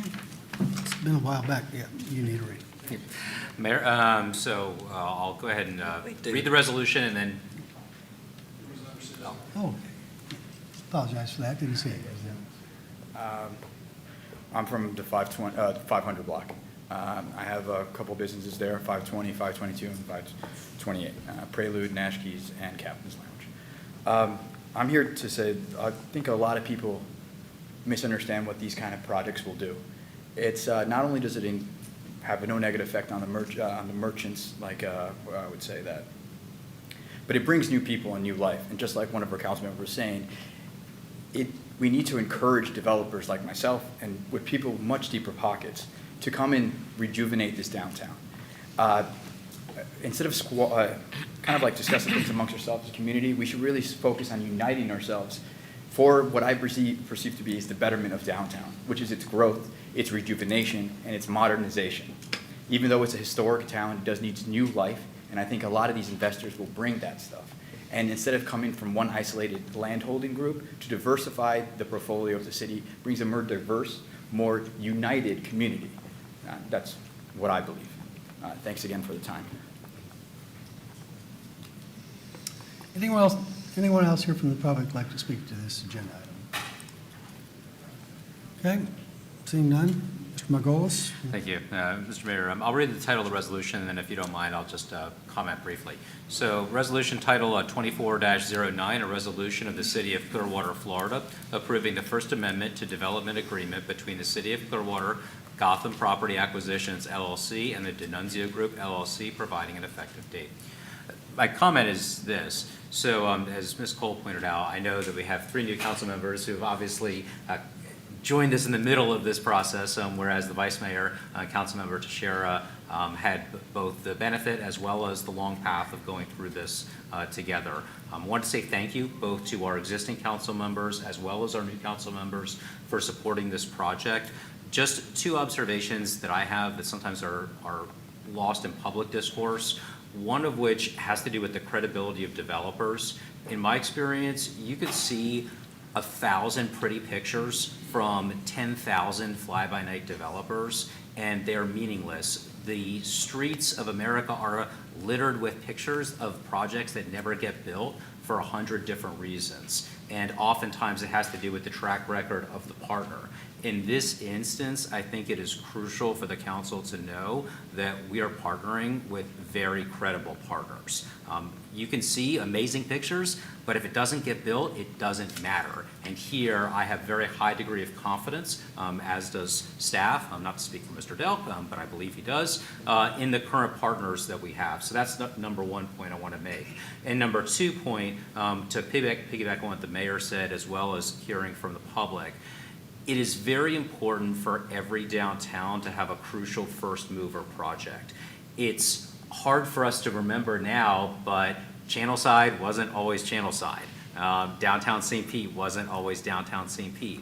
Orlando, where I grew up, wasn't always downtown Orlando, but it always starts with a first mover project. And I believe this is the first mover project that we need in order for the council to have confidence when we're interacting with new development partners and attracting a lot of that investment. So I think the council has had a lot of vision in investing in Coachman Park, investing in our Peace Memorial project, investing in PSTA, investing in City Hall, and I think this piece really is that first cornerstone on the private sector development that we need downtown, and I believe it is going to pay dividends for this city in the years ahead. So just wanted to say that. Well said. Thank you, sir. Yes. I've lost track of where I'm at. Do we have a motion here? Yes, I'll make a motion to approve item 7.3. Second. Moved and seconded that we approve. All those in favor? Aye. Opposed? Unanimous. Thank you for coming tonight. Thank you. Thank you.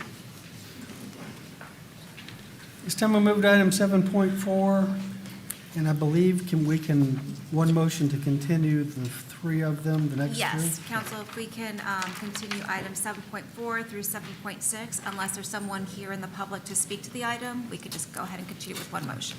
Okay. Is anyone here tonight to speak to item 7.4, 7.5, or 7.6?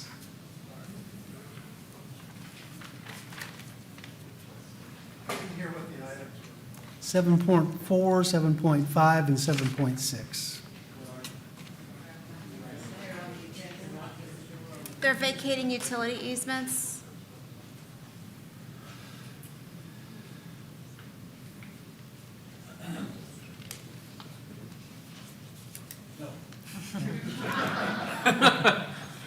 Is there a Is there, at this time, I entertain a motion to continue item 7.4 through 6. So moved. Second. Okay, all those in favor? Aye. Opposed? Unanimous. This time we'll move to item 7.7 on the agenda. Affirm or rescind the FDOT Drew Street project. Okay, and this one I'm going to start with a statement because a lot's happened in the last 36 hours. First, I just want to say that I, as mayor, I think this is my 46th day for three of us. It was a very busy day, the past 36 hours. I became really concerned that the conversation over this particular agenda item was turning too much towards items that were really not in dispute. There's no dispute among this council over safety. All this council wants safety. We want Drew Street safe. We want Gulf to Bay safe. We want Nursery Road safe. We want every street to be safe in Clearwater. So I felt like the discussion was becoming too much about safety, and there is no dispute among this council on safety. We all want safety, and we will work very hard over the next 4 years to make all of our streets safe. The other thing that I felt like it was turning towards too was improving Drew Street. That somehow this council was not committed to improving Drew Street. That could not be further from the truth. This council wants to improve Drew Street. And the last thing that I felt like was not really was controlling the dialogue, which was not accurate, was that somehow this council didn't have a dedication to make all of our streets safe and all of our streets and traffic congestion better in Clearwater. And I can tell you that is not the case. And this one agenda item, whether it's approved or not approved tonight, we will continue to work on Drew Street. Drew Street is an important corridor for the five of us. We see a lot of potential for Drew Street. It's a very important east-west connector, and that's part of the reason why many of you are here tonight. What it's come down to is the main issue is lane elimination, and the number of people in this community who feel like lane elimination is not a good part of this project. And we know that there's Ford, Pinellas, Whit Blanton, who I'm going to call up here in a second here tonight, they feel differently about lane elimination. And there are some residents along Drew Street that feel lane elimination is important. But that's what it's come down to. And the dialogue was getting not good for our community going forward over whether or not the issue of lane elimination was going to cost us the funding for the project. That wasn't accurate. It shouldn't have. And so out of that, between yesterday and today, I've talked to numerous county commissioners. I've talked to numerous state legislators. I've talked with the governor's office. I've talked with everybody I could possibly talk to. I've talked with the FDOT secretary for our district. I've talked with several FDOT leaders to get to the bottom of whether or not, lane elimination and how much lane elimination is incorporated into this project should or should not affect our funding and our going forward with this project. And there was a consensus that we need to figure it out. We need to work together and collaborate. And the last conversation I had today was, and I want to say one more thing on that.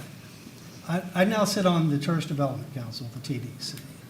And at a recent meeting, they will bring in about $98 million in bed tax to this county this year. $98 million. That's a testament to how successful our tourism industry has been. Clearwater generates about 30 to 35% of that bed tax, which is a significant number. But I raised at a recent meeting how stressful that tourism has been onto our streets and roads here in Clearwater. And I wanted the county to recognize that we are helping the entire county and the state with the burden of a lot of our tourism here. and that it was affecting our infrastructure, and it wasn't fair to our residents to have to pay for the success of the tourism industry for the entire county. They pointed out to me, which is true, that they are limited with state statute on how much they can spend on what types of projects, capital improvement projects, with that DEG tax money. And my message to the county commissioners has been, I understand that, I understand the limitations there, but you need to help us with all the other money you have at your disposal to help us keep our streets and roads and infrastructure here in Clearwater nice, because they are taking a beating with the heavy tourism they've had. And it's not fair to our citizens of Clearwater to ask us to bear that entire burden. So this idea that because we were fighting against lane elimination, which honestly, it's coming from our citizens who are against lane elimination, that should not affect our funding for this project. So the last call I made this afternoon, and I'll call Whit Blanton up at this time if he'd come up to the podium just to talk about it, was, Whit came, he met with all five of us here 2 weeks ago or so, went. But our conversation was about how we didn't talk about Drew Street. We talked about all the other things that we need here in Clearwater, all of our roads, and safety on all of our roads. A bigger picture and things that we want to do over the next 4 years to really work with Forward Pinellas to make our city more successful. And I didn't want, and Whit shared with me, he didn't want this issue and how it's addressed to affect all the many other opportunities we have in Clearwater to make this city successful. So he and I talked today about whether or not we should have some time, this is what I'm presenting to the council tonight, to take a pause and to sit down, and he understands, FDOT understands the community's feelings about lane elimination, to see if there are ways we can address those and work on the project, but yet keep this money still in Clearwater dedicated to Drew Street, to find solutions, to make sure that we not only make it safer, but we make all of our roads in Clearwater safer, and that really we set a tone with Forward Pinellas and FDOT and all the agencies that we want to work together on lots of other projects. While we were meeting Monday in the work session, during the meeting, an 80-year-old man was struck and killed on Gulf Bay and died this morning.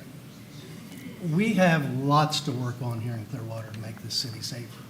Lots of street, and all of you here tonight, whether you're wearing a red shirt or a yellow shirt, you know that. We've got lots of things we need to work on. And I just felt like we needed to have the conversation. I thank Mr. Blanton for coming, for being willing to talk with me today, very frankly and directly, and appreciate that conversation. And I'll let you just share with me what what we talked about and where we might be headed if the council agrees over the next couple of weeks. All right. Thank you, Mayor and council members. Pleasure to be here. Whit Blanton, Forward Pinellas Executive Director. I'll do my best. And I want to express that Forward Pinellas really depends on good partnerships with all of our local government partners. We want to strengthen that, and we want to have an enduring partnership with the city of Clearwater, because I'm a proud Clearwater resident, and I want to see some things done in the city as well. And we all recognize that there's a lot that we can work on together. And so you have my commitment for that, sure. No matter what the council does, I'm not walking away from this mad or frustrated or disappointed or anything. We're going to keep pushing forward and continue to work with you all on the best solutions that you all can support, hands down. I think the challenge with Drew Street is that it's a difficult project. It is a difficult challenge to find the right safety fit for the project. And I just want to remind everybody that the project goes from Osceola all the way to US 19, and there are safety strategies for that entire stretch. They're different based on the context of the roadway. So when you get east of Keene, the traffic volumes are too high and the functionality of the road doesn't even give lane repurposing an option. That's not a consideration over there. And we are doing some things to make the walking environment, the bicycling environment, and the driving environment on that section of Drew Street safer. So just want to make sure everybody's aware, there's a lot to this project. That portion east of Keene, when you get a little close to Old Coachman Road, becomes County Road, and then it comes back to the city when you get east of 19, and then the section between Myrtle and Osceola is city maintained. The rest of it is State Highway 590. I talked to the state after you and I spoke, and we are happy to give you all a few more weeks to answer more questions. I know at the council work session, you had a lot of questions. There was some confusion about some of the answers. I mean, let's take the time to get those answers. But I am up against a deadline of June 10th, when my board next meets, and that's when we adopt our transportation improvement program and our annual list of priorities. And we need to know at that point, what are we doing with the $20 million that has been allocated for Drew Street in FY26? And I'm a countywide transportation planner, and my board is countywide in scope. So we have to think for the best interest of the county where that $20 million can make the most bang for the buck. So I'm hopeful that in the next 2 weeks or so, we can find a way to identify some areas of compromise, identify some ways to keep the project going here in the city of Clearwater for Drew Street and the benefit of the citizens. If we are not able to do that in that period of time, we are still going to work with you. And the Department of Transportation is committed that they will consider any options, anything that's feasible, anything that you have ideas for, and we'll work together to make that happen. The timing of that, though, is going to be a challenge, because what's going to happen is if I can't get that money allocated to another project that's ready to go in FY26, and we have some other candidates around the county, then that money is going to leave Pinellas County and it's going to go somewhere else, probably in District 7. Citrus, Hernando, Pasco, Hillsborough. And they can't assure me that that money will stay in Pinellas County. What that means, though, is let's say that happens, we are still willing to find a way in the next cycle to get money for whatever makes sense to the city council, for Drew Street, and for staff to address the safety problems you've all identified. So we're committed to doing that. I just think in talking with FDOT Justin Hall, that the real safety issue is the fact that on that section west of Keene down to Myrtle, there is no separation between the opposing lanes of traffic, and it's a substandard road. And within the right-of-way limits, this 3-lane cross-section with the center turn lane, DOT deemed to be the best, most feasible option. It doesn't preclude the option of looking at ways to secure a little more room on the north side and the south side of the road, I think, as Councilmember Cotton suggested. And I'm all for that if we can make that work, but that's going to take a little time. DOT tells us anytime you're looking at right-of-way acquisition and they're involved in it, it's an 18-month process. It's an engineering solution, and I don't think in the next 2 weeks we're going to be able to solve that engineering problem. And then the other part of it is that I asked directly, we're about 20% of design for Drew Street now. Can we solve that problem in the remaining 80% of design? And I got a flat no, we can't do that in the design phase. So we're kind of in a little bit of a dilemma. But what I would suggest is let's take the next 2 weeks or so and let's make the Department of Transportation, myself available. We'll sit down, work with your staff, and we'll see what we can do. I suggested to FDOT there are some options. Orlando, for instance, and we're both from Orlando, on the 441 Orange Blossom Trail corridor down in South Orange County, they've got a 6-lane road, and they're not taking any lanes away, but they've got a real safety problem killing people on that road. What they have done is they've put in raised crosswalks along that road, the traffic speed down to 35 miles an hour. I suggested to DOT, is that an option that we could look at? Maintain the 4 lanes on Drew Street and do something that forces traffic to slow down a little bit, not drive at 50, 55 miles an hour on that road. And he said they could take a look at that, but their engineers in District 5 have found that that's causing some other unintended consequences, so they're not completely comfortable with that. So this is going to be a complex process, and we've spent a long time getting to this point. I don't think it can get unresolved real quickly. But like I said, I want to work in any way possible to figure out a way to make this work. And if we can keep the money in Pinellas County, that's a bonus. But I'm up against a deadline on June 10th, and I just want to be real candid with you that I don't want to see, and I don't think my board wants to see that money go to Citrus or Hernando or Hillsborough County. Well, I've got a commitment from the state that they're going to put their shoulder into it. we're going to work. And when we meet, I want to be part of those meetings. Absolutely, for sure. To drive it forward. Yep. Because I'm hearing different things from FDOT than what they're talking with you about. It's just a different message altogether. But the point is, back to the original point, we want to work very hard to make this work. I've dedicated the last 36 hours to mostly just this. Sure. And that's because I know the rest of this council wants this to work too. We want to keep the money, we want to make it work. We just want the citizens' concern to be at least acknowledged and addressed. And FDOT tells me they're behind that. They tell me that it's largely in the hands of Forward Pinellas to work with them to make it work. But we have all the support we need from the county and from the state to make sure that this gets figured out the right way. And so I welcome the opportunity, if the council agrees, to give us some time to do that. Absolutely. So at this time, I would entertain, if the council agrees, if they've got questions for Mr. Blanton or whatever, but at this time, I would entertain a motion to postpone, I guess, till our So next moved. meeting. Yep. Well, for us, we couldn't deliberate till our next meeting, so when is our next meeting? May? I would move. I would make the motion. There we go. June 3rd and 6th is our next work session in the council meeting. Till our next meeting. What about a So special? moved. What about a special meeting? It's the will of the council. Can I make a statement? Mhm. So, Let's get a second for your motion. okay. Before we have an open conversation about this? Okay. It's usually good to make a motion and second before. I'll second it. Okay.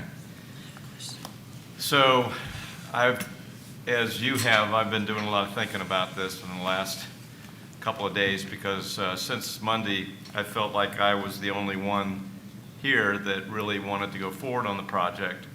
Now, I was involved 6 years ago on the first vote on Complete Streets, and at that time, it was a unanimous decision with council, and we had everybody, the public was very much behind it.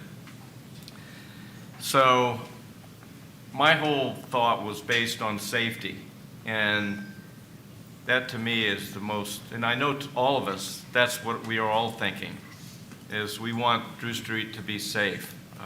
So I'm glad that you've made that effort to buy a little time so we can maybe figure it out. I came up with some ideas this afternoon, ran it by the chief of police, and I think talking with FDOT, there might be some ways that we can do this, maintaining no lane reduction, but by bringing the speed limit down and making it safer with crosswalks and things.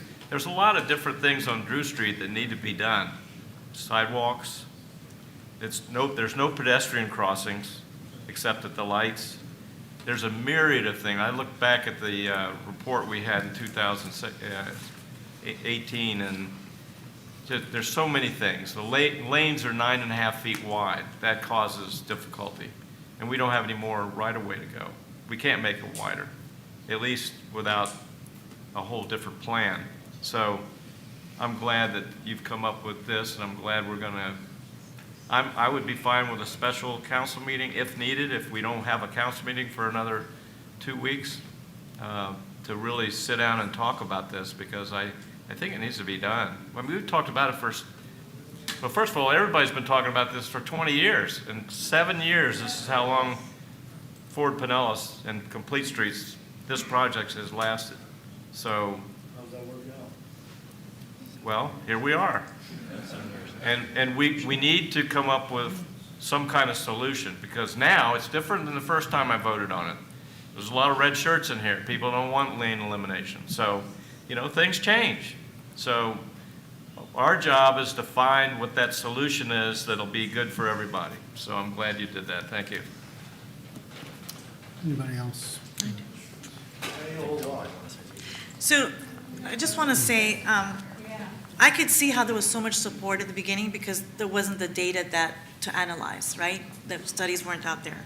But I want to hear it one more time, that you're saying that the money will not be leaving Pinellas County from your conversations. Well, that's our goal. Because it's differing That's our from- goal, is to find a way for the project to work and keep the money. There's a difference between a goal and reality. Okay, look, we'll have a chance for anybody who wants here in a second to come to the podium, okay? So if we just let the council talk about it first. So. Yeah, I mean, that's the goal, is to find a solution where we can keep the project. That's it. Councilmember Menino? Thank you, Mr. Mayor. Just a couple of things. I appreciate your flexibility. I do want to communicate to you that in my efforts on Monday, it was with all due respect to our friends with the FDOT, with you and Forward Pinellas. I wasn't here to badger, poke holes, or to find fault. It was solely to have answers that when I combed 3 times through a 479-page report, that I had legitimate answers. We're identifying safety as an issue, and there's no questions about it. My problem was making sure we're not trading a safety issue on one street in our community for a safety issue on others. I'm open to more time to discuss this. I just hope that we're not getting to a place that we're kicking a can down a road, because I don't think that does justice for our neighborhood, for our friends at FDOT, or for Pinellas. The 2-week timeline that you throw out, I hope there's flexibility on that, because the reality when I hear that, that doesn't sound like there's hope in it. I immediately question, is there a way to maybe work on segment 1? I mean, there are things with this repurposing concept that I did like. And in segment 1, I greatly appreciate the connection of our Pinellas Trail, the weakest section of all of the Pinellas Trail, and how you connected both sides of it, north and south, as well as turned it to the west and connected it to Coachman Park, which then connects to our beaches and our downtown district. I'm 100% in favor of that segment. The lane elimination, that choke point coming in and out of our downtown and to our beaches like we did with Fort Harrison, that makes me nervous, but maybe there's a way we can revisit the 0.3 of a mile segment, connect our Pinellas Trail, work on keeping traffic there, use money within 2 weeks before it disappears, and then buy more time going forward on the rest. But immediately, how can we mitigate speed on the road? Speed bumps, pedestrian crossing, lights, doesn't sound like that's too crazy of an idea. What can we do as far as putting posted speed limits, dropping them, making them consistent throughout that corridor? That seems to be a big problem. And then, moving forward on finding a compromise of moving traffic to and from our downtown beaches, complying with emergency management, emergency medical services and response times, evacuation routes, bus transits. We have all those things to address, but 2 weeks doesn't sound realistic, and I just hope we can find some flexibility with that, because safety is paramount to every single one of us in our community. Councilmember Cotton? Yes, so I'd like to add, during this whole process, even on Monday, I alluded to facts, right? And the facts that we have in this are that we have traffic count for the cars that have been on the road, and we have a speed count that is taken into effect. And then these data points are put into a computer-generated simulation, which is granting speculative data at best, right? That's what it is. It's not factual data once it's generated into a computer program. So one of my things has been, I want to see case studies, right? And that's where I was disappointed to find that no one was able to give me within the nation any similar roadway that this has worked on, or it's not working, but not one case study from FDOT or Forward Pinellas to which I could review and make a better sound judgment on factual things that have happened. And here, to what Mr. Blanton's talking about with 441 and OBT over in Orlando, giving options with raised crosswalks and what FDOT tried over there, just to be kind of shot down again with now they're seeing unintended consequences with that design. I would hate to pass something here that eliminates a lane of an east-west corridor and have unintended consequences. That's where I don't feel comfortable. That's where I want more factual data, not speculative data, based on number counts. That's where I would hope if we pass 2 weeks, we can get a case study. Again, I go back to myself with preparation and planning. I would like to think I'm not the expert in that industry, but in my industry, if I know that somebody is coming to me with something, I like to be prepared. Not to say that you weren't, Mr. Blanton, or FDOT wasn't prepared, but if somebody were to ask for a case study, I'd like to say I'd have 3 or 4 ready to go. So if I can get that in 2 weeks, that'll be great, because again, it's been reiterated, I don't think one person up here is going to argue safety. It's my job, literally. I have seen firsthand what unsafe streets do, from children to bicyclists to pedestrians, right? So nobody has to explain the safety aspect of this project to me. With that being said, again, looking to the future, when I am dead and gone, and hopefully my kids' kids are still living in Clearwater, am I making the right decision for that generation? Because here's the deal, if we make a choke point and we put it to 2 lanes with a center turn lane, and then a frustrated driver, gets irritated and thinks they know best and takes a right on North Duncan, and then there's no sidewalk on that street, and they hit a child or hit a bicyclist on that street, we've just created another statistic, have we not, that we've already heard of. We've created that one death on that one road in X number of years that goes towards FDOT's count, and then essentially we have now made the most dangerous street in this district or region for FDOT. So based on what I've seen in my own life experience, based on the data that is presented here, I don't have enough to say that I'm for this, but if 2 weeks you guys can produce, not just you do not bury this one burden, but if FDOT can even give me that, who knows? Maybe we can come up with a different solution or something. Okay. I think to Councilman Menino's point, and I think Mr. Blanton and I, when we talk today, we have an expectation that he's going to change the feelings of the majority of the council about lane elimination, because we've heard loud and clear from the community how they feel about it. And I don't think that the 2 weeks, he's going to change the majority of the council's mind on this issue, on lane elimination. And I don't think from our conversation today, I'm going to change, you believe in complete streets in that program, and we're not going to change your mind either. I think what he said was, and that was our conversation today, was to see if we can work to find compromise solutions, areas. It's a very long street. It's got different parts and components. We even talked about the possibility today of phasing. We don't have to do the whole thing at once. We can talk about different areas of it and do it at different times. But I don't think there's any expectation that they're going to change the minds, at least the majority of the council. And I'll give Mr. Bland this. He's talked about complete streets and how much he believes it's an asset to the community and a successful project. And he's had some of our staff has been a proponent of complete streets, and some of our council members in the past too. So I don't think we're going to change minds, but I just want to see us get off to a better start than this. And he does. And he and I talked about it today. We have so many things to work on here. Let's not start with a polarizing event on the beginning. Let's see if we can get over the next 2 weeks to some common ground, the way to approach this the right way that benefits everyone in the community, and but utilizes the money maybe in a different way than was earlier planned. But I just want a chance to see if we can get there. Yeah. Thank you for that. Absolutely. I want to address a couple things. One is I'm not here to change anybody's mind. When we sat down and met one-on-one, that was the first thing out of my mouth is I'm not here to argue in favor or against. I wanted to build a relationship and build a partnership. And I think it's really unfair for you all that you're brand new in office and you've got this big decision and contentious decision. And we know it's contentious.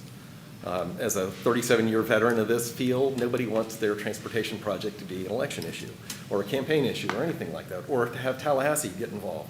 And all those things have happened. So it's, this is a difficult project for a lot of reasons. We do have case studies around the state of Florida that I've been directly involved in and others have been directly involved in. And I'd be happy to share those with you. In fact, Orlando has another example, Edgewater Drive, which is a nationally recognized case study. Very similar context. Gainesville has one, Main Street. I did one in Bradenton. There's a lot of good examples around the country. And there's a National Complete Streets report that I can share with all of the council members. You can look at national case studies. What I do know is there's not a transportation project that is 100% supported by everybody. Everybody's a driver, everybody's a user of our transportation, everybody has opinions, and it's really hard to find 100% support of anything. I think some trail projects are 100% supported, and then I find there's somebody out there who doesn't like that trail project. So let's commit to working together, and the 2 weeks, I think, is really an opportunity to get more questions answered, get more information in front of you about other examples, and then let's have the conversation with FDOT, and let's make sure we're all hearing the same information. Let's make sure that, that we can work together to ensure that the dollars are there. And if we can phase this and say focus on Myrtle to Osceola and Keene to US 19, maybe some of the money that we have allocated for the whole project goes to a couple other projects and we keep the money for those. And then we come back in a cycle a year or two from now or 3 years from now and we focus on that other section. I mean, timing is all that, all those things I have to take into account. But my job, once there's a priority that my board has established, is to work hard for that priority and make sure it gets advanced. And if I can't get that priority advanced, then we pivot to another priority. We all want to see transportation improve throughout Pinellas County. So I think we're on the same page. And I know you've got some questions. I know you all have some questions. So let's figure out how to get those answered as best we can and move forward. Thank you. Anything else before I call for the vote? Yes.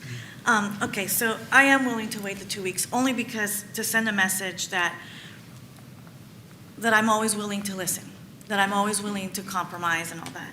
Because I've been noticing a pattern that, to me, is alarming and it saddens me, and that is that if you are not of the like-minded, then you demonize or disparage the other view. And I will not participate in that.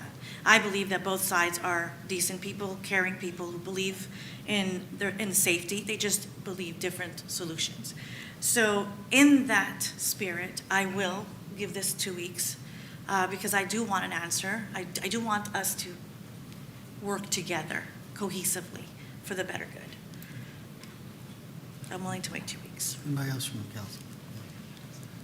Okay, it's an agenda item that was on the agenda for tonight, but, and certainly anyone here from the public who wants to comment on this item is welcome to do so. Knowing that, you may have come here prepared here tonight, not expecting the discussion that just took place, and whatever you had planned to share personally may or may not be relevant depending upon what we work out here in the next 2 weeks. But you're certainly entitled tonight to say, come to the podium and have 3 minutes to speak with regard to this agenda item. Some of you still want to do that, I'm sure, and we invite you to do that. I will also tell you that if you submitted any written comments, those have been read. And we read all of them.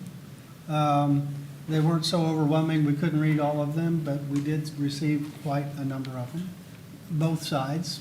People for and people against.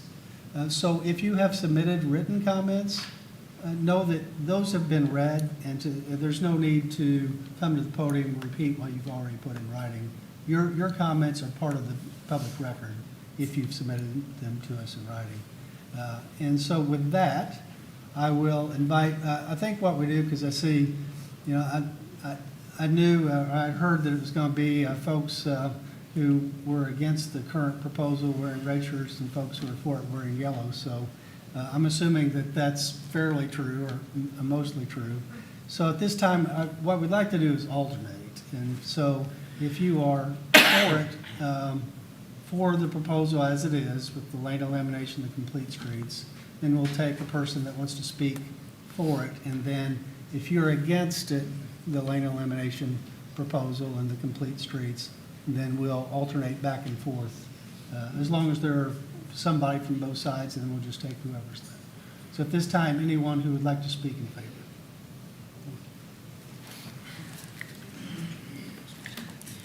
Hi, Mark Bunker. Count me skeptical. I haven't heard anything leading up to this about your plans for safety on Drew Street. The only thing I've heard throughout the entire campaign was, we want to kill it. We hate it, we don't want it. Everyone hates it. Mr. Mayor, Monday you said it's overwhelmingly that the people of Clearwater don't want these changes made. Overwhelmingly, everybody loves to speed.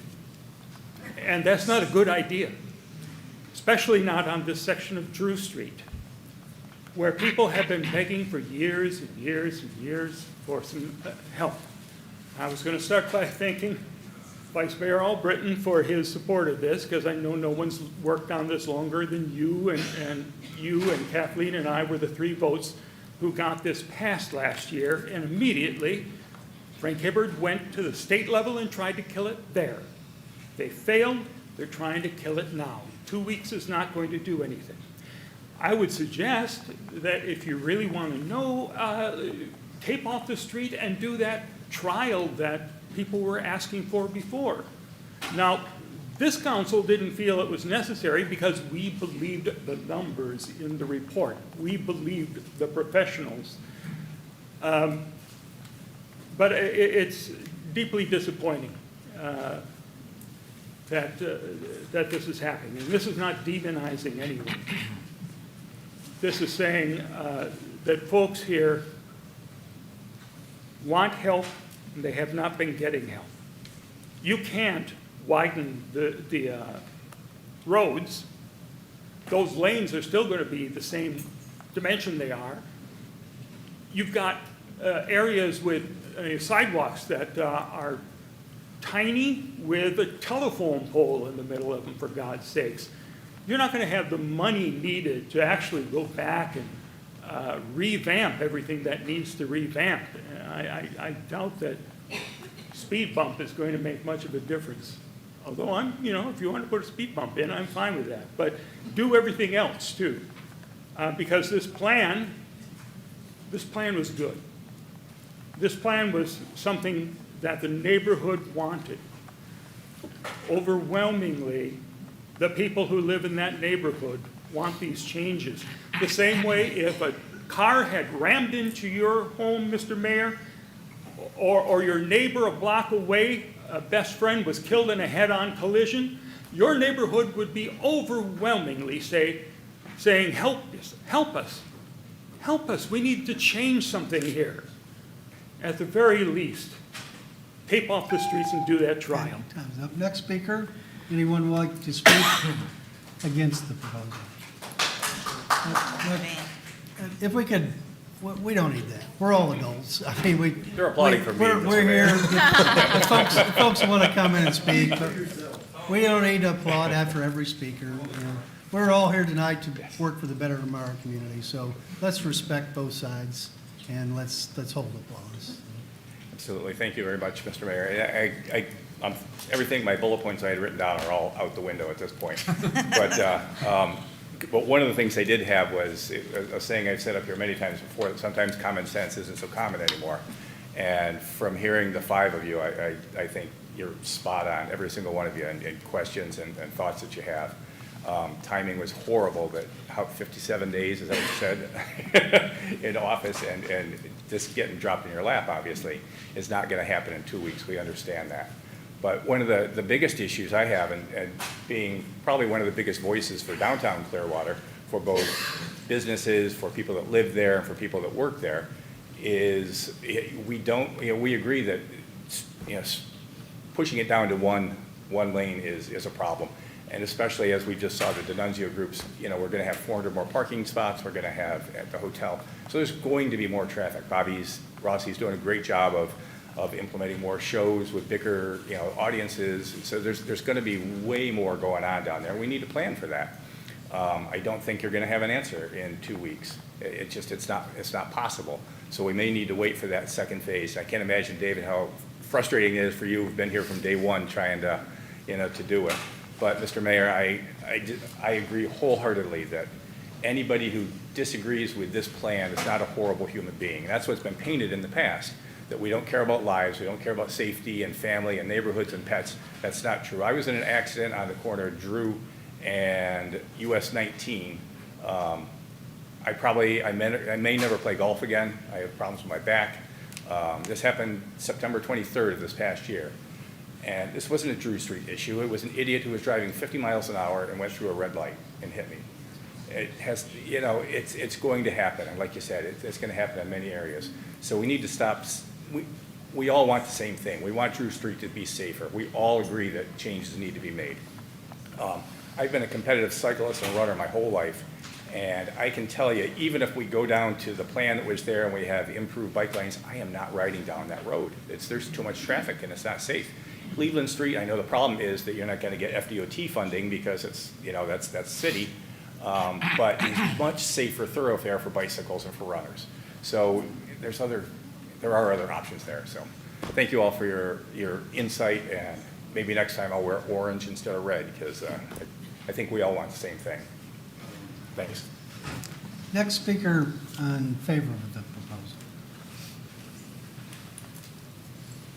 Good evening, Council. Gladys Andrews. I'm a Sand Key resident who happened to be on Drew Street this morning and unfortunately had to move out the right lane, got into the left lane because there was work going on. I'm 76 years old, wasn't too comfortable doing that, but I had to. Drew Street is a safety issue. I don't think anyone has been pointing fingers at it. I don't believe that this council is going to change their mind because you came in with the colors that showed us how you were going to vote. Nothing's going to happen between now and 2 weeks. We hope 3 studies, I believe it's at least 3 studies, gave us the plan how to decrease by 57% accidents.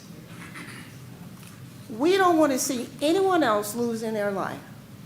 We don't want to see anyone having an accident and ending up with physical ailments that prevent them from functioning well. If we sit on this now, more is going to happen as we get more tourists, more visitors to Clearwater. We've been sitting on this, and it's time to make a decision one way or the other. You don't have the time to get more data. You already have it. And in the meantime, we have fatalities that have occurred. We've had serious injuries, crashes over 1,500. Someone needs to be bold enough and take the wisdom that the chaplain talked about and make the right decision. Thank you. Next speaker in against the proposal. Okay, well, I have the solution for you. I did something really unusual last night. I actually drove down Drew Street and looked at it. And I started at Dunlap, and I went down to Maple, and I went to the side streets. And I thought, well, if we can't do the 3 lanes, then what's our options? So what I did was I drew up options for each section that I saw that were possible that could be done. I'm not a city planner, I'm not an engineer, but there are other solutions. Drew Street is not one project, it's many projects. And so I just put down here where we could put lights, where we could expand it bigger. And there's a huge easement from Betty Lane down to Missouri. And Missouri is a horrible intersection. We could fix that intersection and get traffic from the 4 lanes to go down Missouri. You could fix Martin Luther King going south to also make that, to get people going off, and then do 3 lanes from Martin Luther King on, because it's very tight in there. But anyway, I wrote it all down, so I hope it helps with your decisions. Next speaker in favor of the proposal.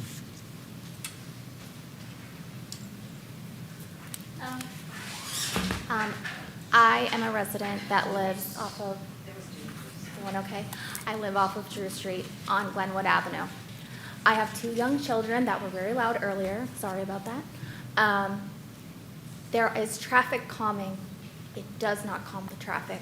I had to call 911 last month because I witnessed a 1-car accident off of Drew Street. People do fly down my street, but we have to do something. We have to start somewhere. Approving this project, moving forward with it, is starting somewhere. I would like to also ask the City Council to consider adding realistic, effective traffic calming in that neighborhood. Thank you. Next speaker against the proposal.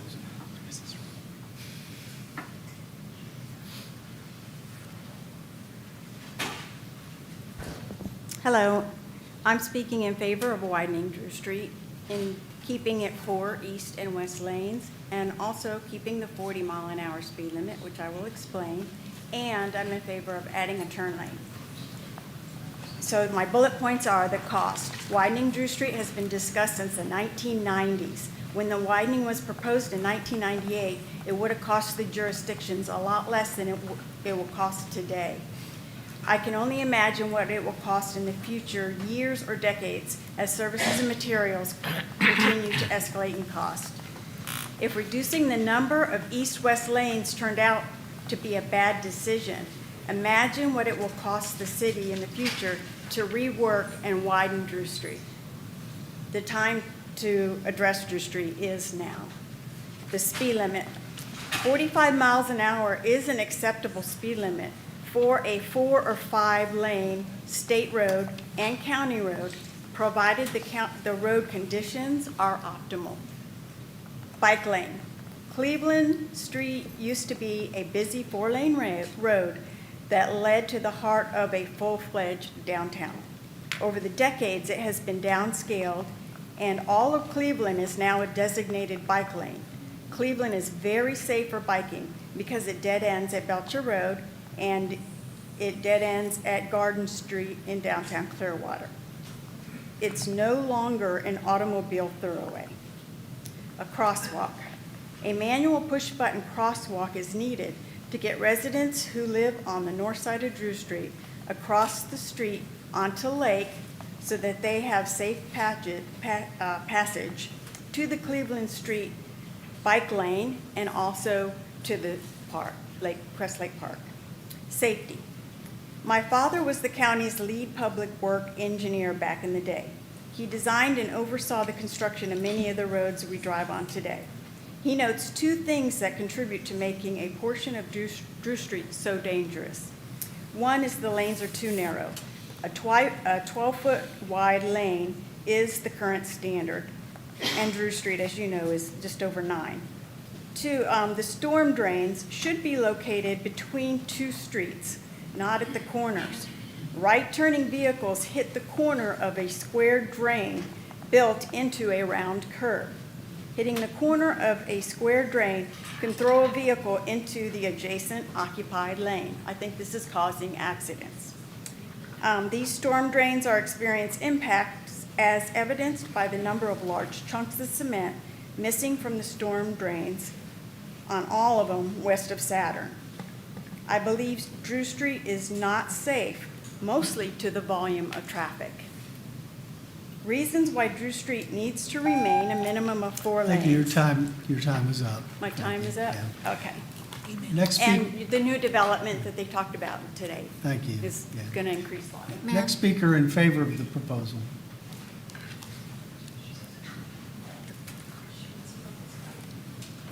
Mayor and distinguished council members, my name is Armand DeBergede,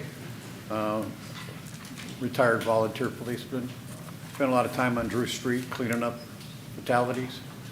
It is a dangerous street, and all of you are faced with a real strong, hard decision to do nothing, to try to fix it, to make it perfect. It'll never happen.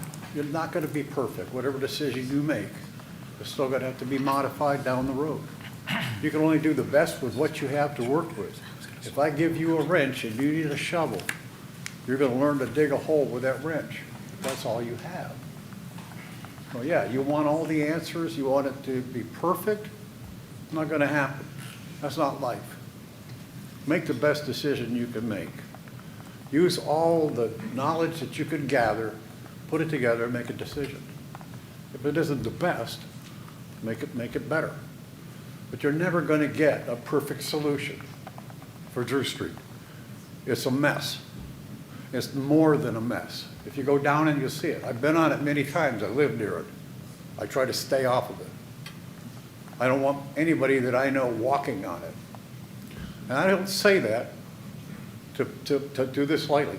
You have a grave, hard decision to make. I don't envy that. I don't want to make it. That's why I'm glad it's you and not me. However, no matter what you decide, you can only decide what's best at that moment. 2 weeks later, something else will happen. You say, well, we shoulda, coulda, woulda. That can go on for 7 years, 20 years, 30 years.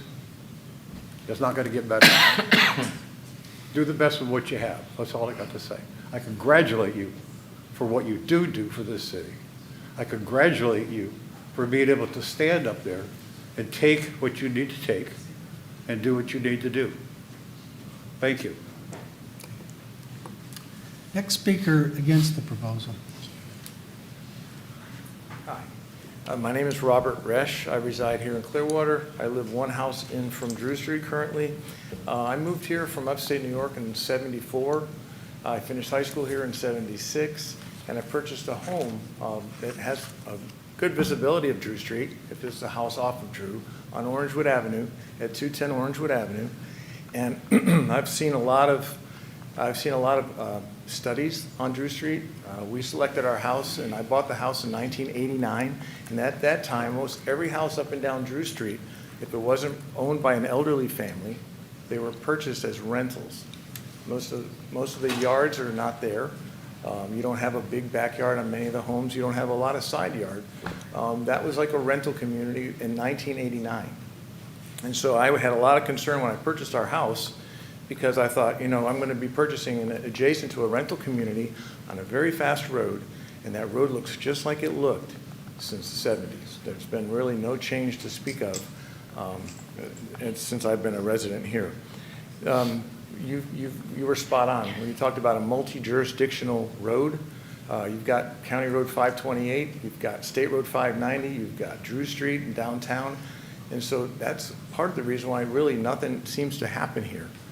In 1996, I chaired the beautification board for the city of Clearwater. I had like a 6-year run at it.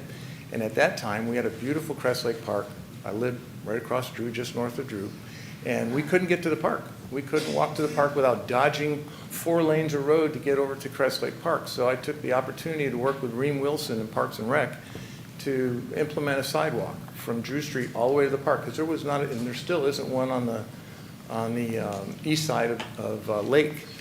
But we did that. We did it together. We worked together with Parks and Rec. And in 1999, I actually had a standing contract with FDOT and my next door neighbor when they were looking at widening Drew Street, and they had $20 million earmarked again, almost the same project that we're talking here. And they were purchasing a lot of property on the north side of Drew Street, going through eminent domain. And so we were involved in that, and then there was so much negativity and there were so many opinions flying around. All that money was rescinded, and it was spent on the beach for the roundabout and some other projects at that time. Anyway, there's a lot of effort to widen Drew Street in the past. I see with the sound at one end of the thoroughfare, we have a lot. I was at the concert last week. We have a lot of great opportunities here. We've turned our back on the downtown of Clearwater. I'm an architect and a city planner, and it's been hard to watch since I grew up here and finished school here, watching the downtown of Clearwater just fizzle away. And I think the city's making great efforts to vitalize the downtown. Thank you. Thank you for your time. Appreciate it. Next speaker in favor of the proposal.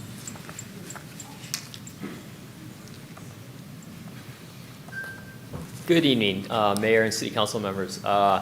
Travis Norton of Clearwater. I'm here as a resident today, and a resident of someone that lives off from Drew and Coachman, has since 2014, and also uses Drew regularly to get to the chamber meetings as well as city council meetings and the sound now, as well as going out to eat downtown.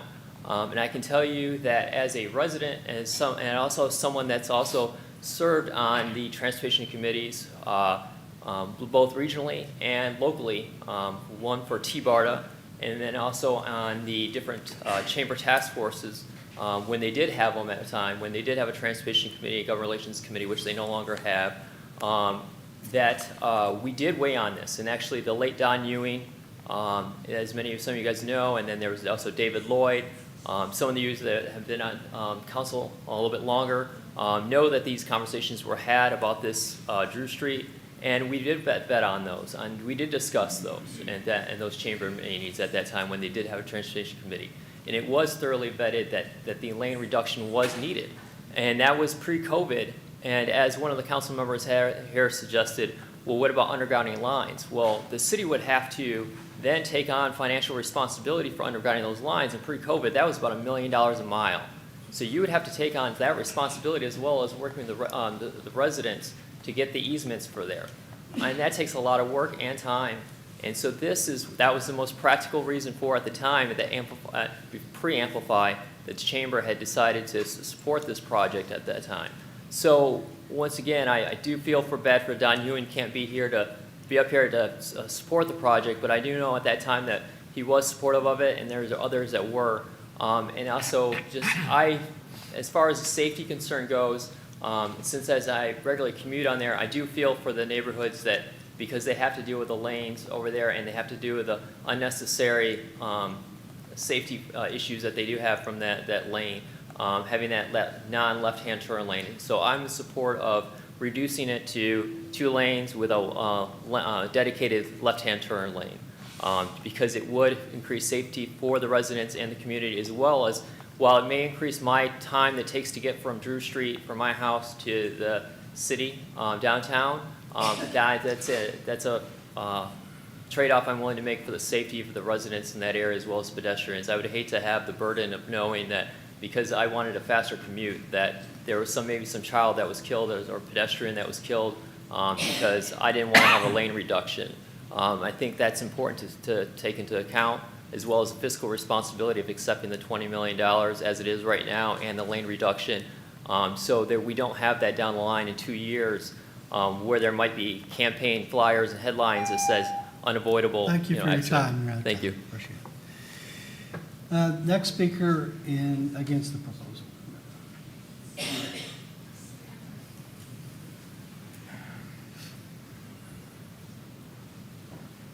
Hi, I'm Tony Tello, business owner of the 500 block. I own 520, 522, and 528. I have been part of this community's growth, and I'm proud to be part of it. I put my life savings and my dream into this community, and even my family moved down here. I'm raising a beautiful little daughter here, and safety is a top priority. But I think safety is using as a guise to push an agenda that is self-serving to property owners in the area without taking into account the overall objective that we have as a downtown community to grow. And we need to understand that. 4 lanes provides, it's the main blood vein of the downtown.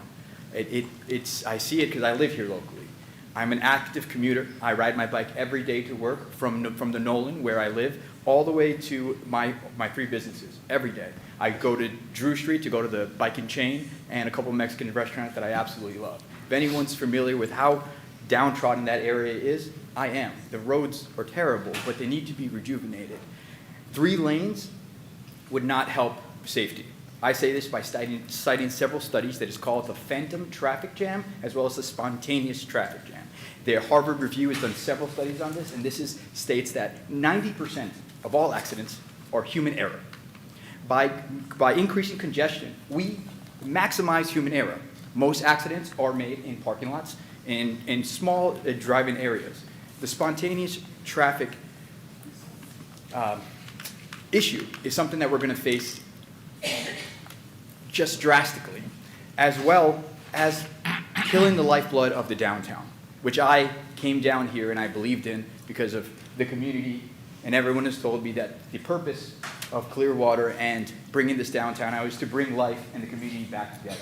We need to band together as a community and not take for granted the $90 million that's offered sitting there to beautify the area and make it safer by redoing the sidewalks and the ditches and the roads and all the damages, but not squander it on doing a new project and not being able to fund the completion of the whole project.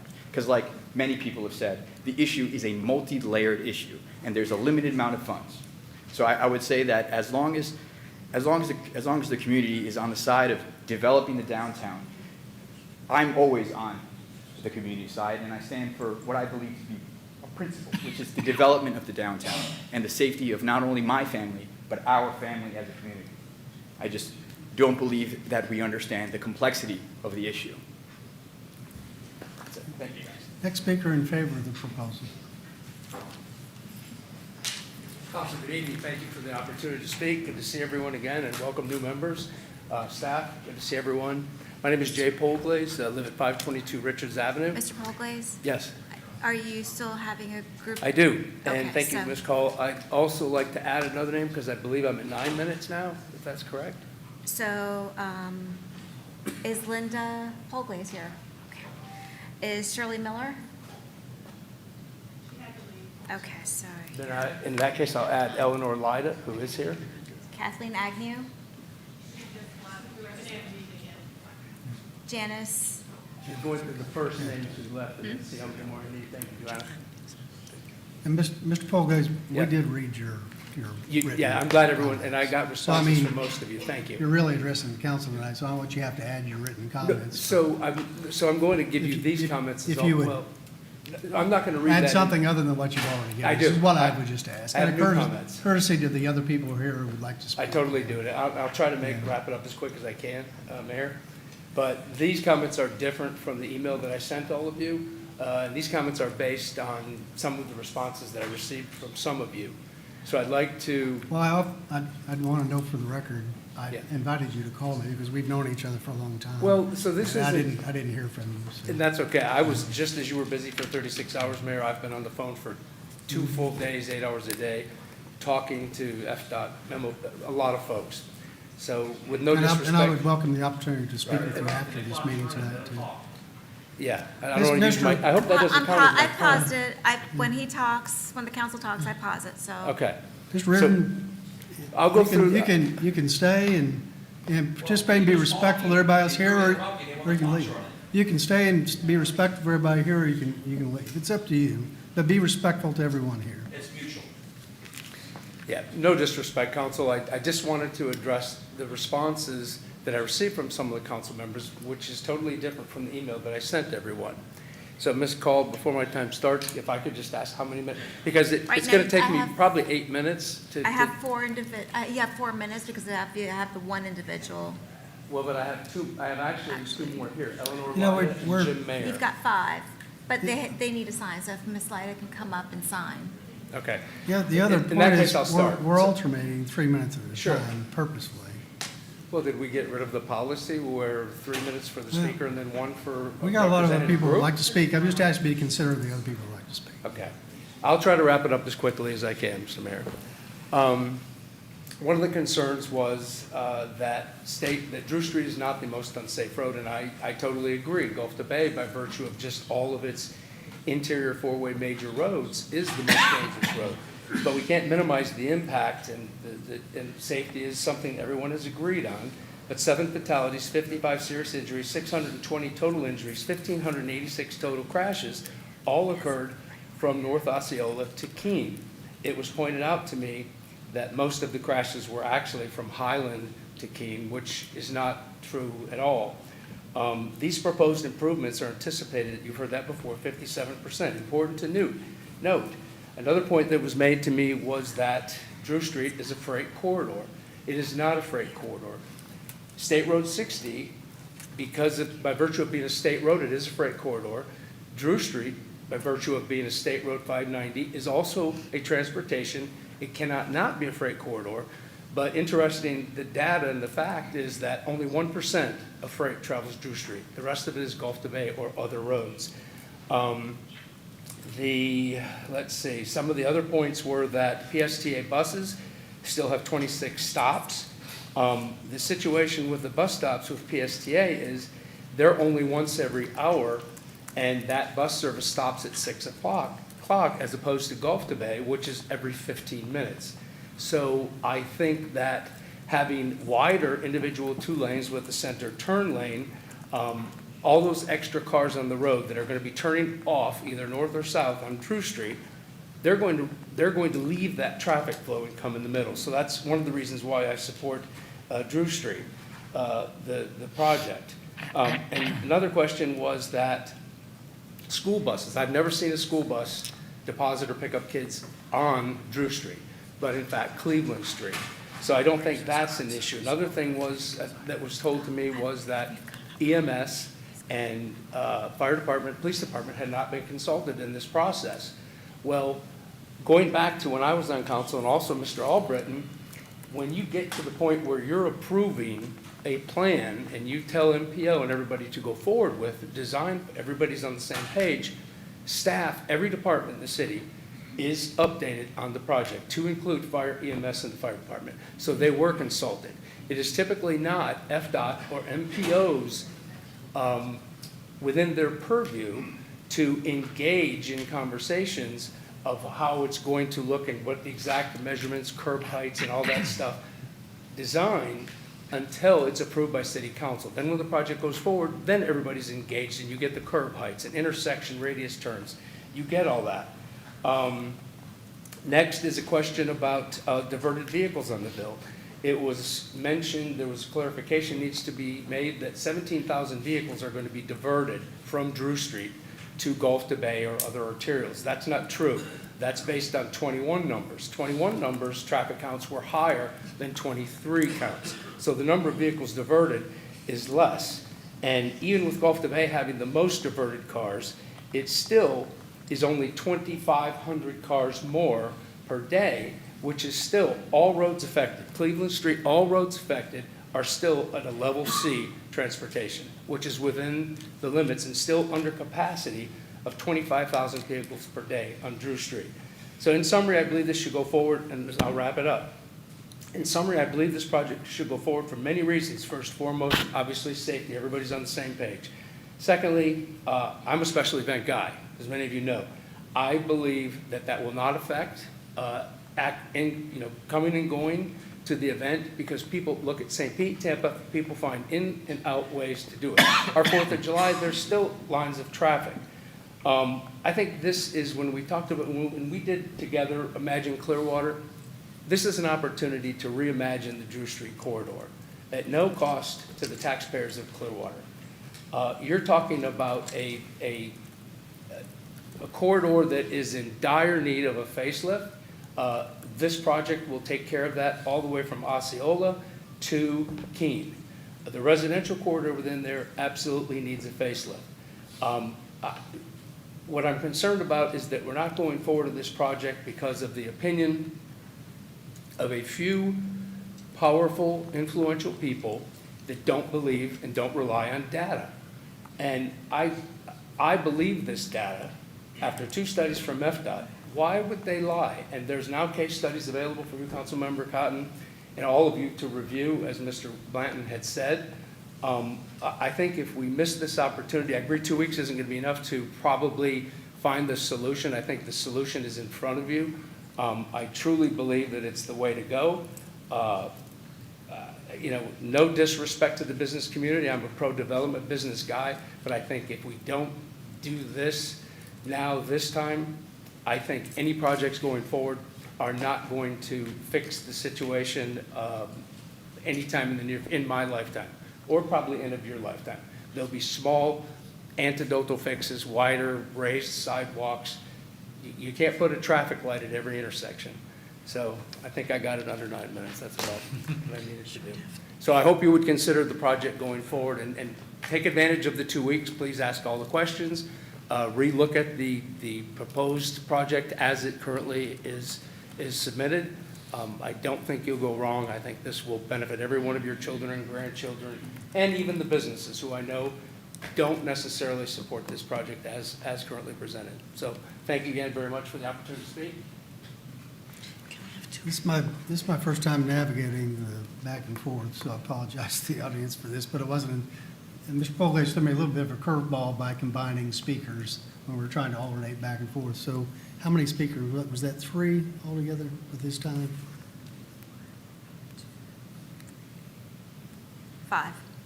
5 speakers. Well, I guess we'll call 5 speakers in consecutive order that want to speak against. Mr. Reardon? It's based on time.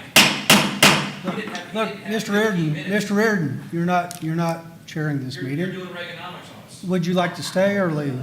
Yeah. Be fair. Be respectful to the rest of the people here. You be fair. Yeah.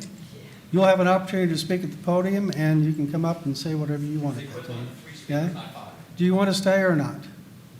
Answer my question. I'm asking you if you want to be respectful to the rest of the folks here and stay. Respectful. Okay, well then, wait for your opportunity to speak. You'll hear it. This time we'll take 5, starting with the next speaker speaking against the proposal.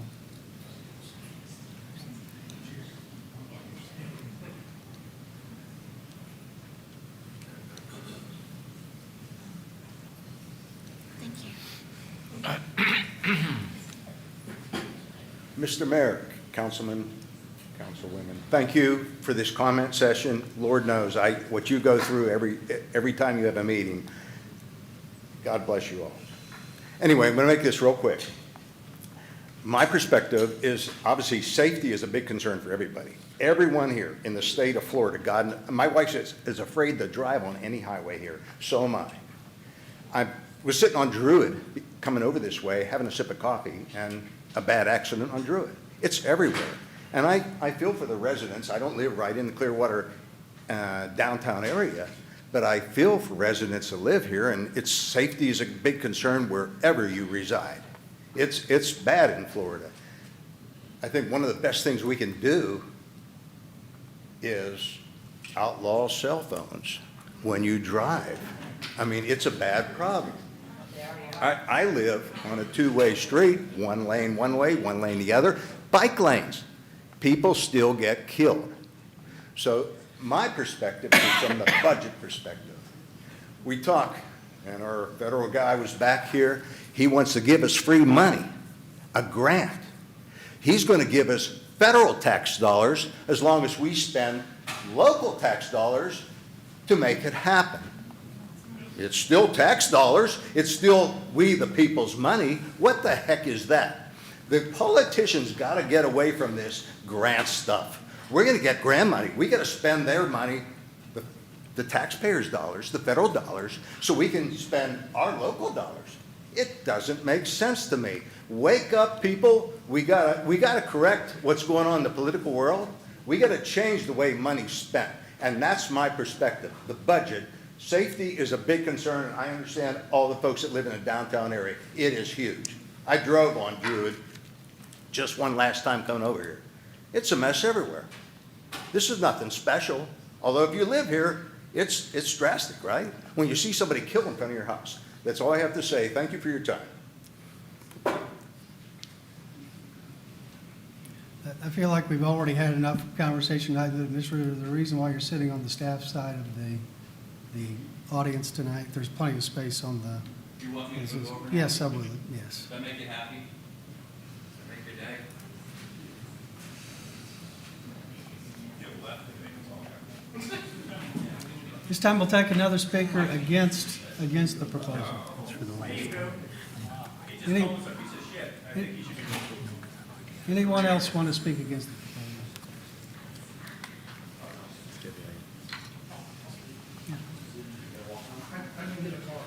Right here. I'd like to say something. We were just threatened. He said, are you going to walk home? Mr. Mayor. This time we'll take a recess. Okay, we'll come back in 10 minutes.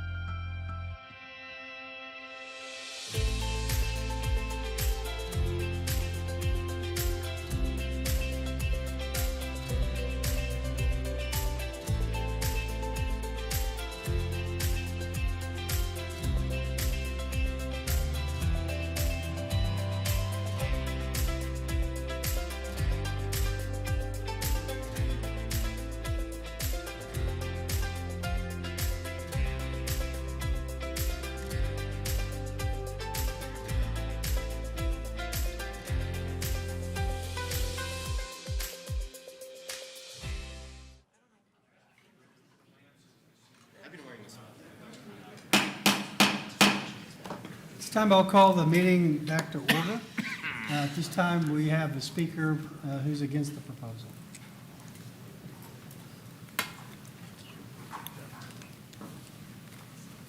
Good evening, council. My name is Richard Wegman. I live at 221 Richards Avenue, Clearwater. I've attended several of these meetings throughout the years, not the city council meetings, but the development of Drew Street and how to fix it. And every one I've been to, I've asked them a simple question. If you do that, how are the residents of a lot of these neighborhoods going to get out of their neighborhood? Because you've just created a problem. And what they don't ever look at is the second and third order of effects for what they propose to do. I live off of Baker Avenue between Highland and Keene.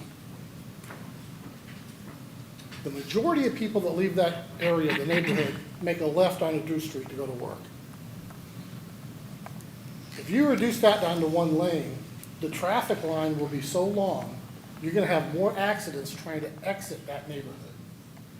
You're limited on 3 traffic lights between the railroad tracks on Keene to Drew and from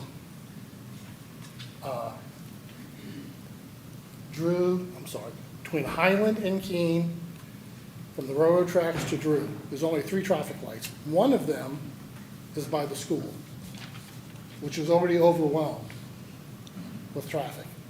There's no way to get out of the neighborhood. And I just hope that when you guys sit down and look at a plan, you consider the second and third order of effects that you're going to create other places. You could have fixed one problem and create 3 more problems. And you're going to end up having more accidents of people trying to get out of the neighborhood. Simple solution for that section of Drew Street, and again, like someone was saying earlier, each section of Drew Street has its own unique problems. The section I'm speaking of is the left-hand turn as you're heading west on Drew to the south side, turning south. You take all those roads and you make them no left turn, exit only, heading east. That eliminates any left-hand turns. That eliminates all the rear-end accidents that happen there. It's a simple solution, cost minimal. You can easily take 3 feet from either side of that road all the way up to Highland and widen those lanes. And according to Florida statute, residential neighborhoods is a 30-mile-an-hour speed limit. Now, I don't know how they define residential, but if you got houses on both sides of that section of Drew Street with driveways, to me, that's residential. For them to say that 40 miles an hour, that's golden, you're crazy. The same Florida statute also says that if the road narrows, you should go slower. So they're not even abiding by their own Florida statutes. Has anybody ever looked at that? Have you talked to the police chief about that? Thank you for your time. This time, we'll orient back. We'll go to a speaker who's in favor of the proposal.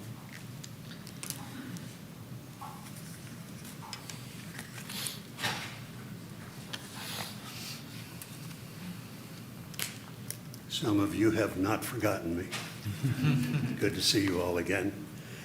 My name is Bob Cundiff, and I have lived and worked in Clearwater for 28 years, and 25 of those I have lived on Drew Street, the other end of the east end of Drew Street at Bayshore Boulevard. I served on the city council from 2016 through 2020, so I have lived through the times when Drew Street projects have been voted on, and it's been through many councils in the past 7-8 years, maybe even more. Each council has moved the problem closer to being solved. Past councils, it is true, have spent a lot of money and a lot of time on studies, and the goal was to make Drew Street, one of our busiest and important streets, safer. Most of us in past councils realized that Drew Street, from Myrtle east to Keene, Duncan at least, is a dangerous road to travel. One of the biggest problems is that there are no left-hand turn lanes going from either direction. And to make no left turns is not a solution. No place to pull off. If necessary, most cars exceed the posted speed limit. You have the opportunity to make this road safer. Safer for residents, tourists, pedestrians, cyclists, anyone who wants to venture out on this street. And I encourage you to do it. My fellow council members from past years, almost all were in favor of this project as it developed. And we urge you tonight to work at affirming this project. It may not be perfect, but the FDOT recommends it. County transportation people recommend it, and most of previous council members are in favor of it as well. By voting no, you're giving up the chance to make Drew Street a safer street, and I urge you not to do that. We don't know when you're going to have this opportunity again, so I hope you use it wisely. My biggest concern has been, and always has been, the safety issue, and I'm glad to hear that you agree with me, or that I agree with you, whichever way you like it. But I'm not voting, you're voting. And I plead with you to vote for safety. Thank you for your time. Yeah. This time, would anyone here like, in addition, like to speak against the proposal?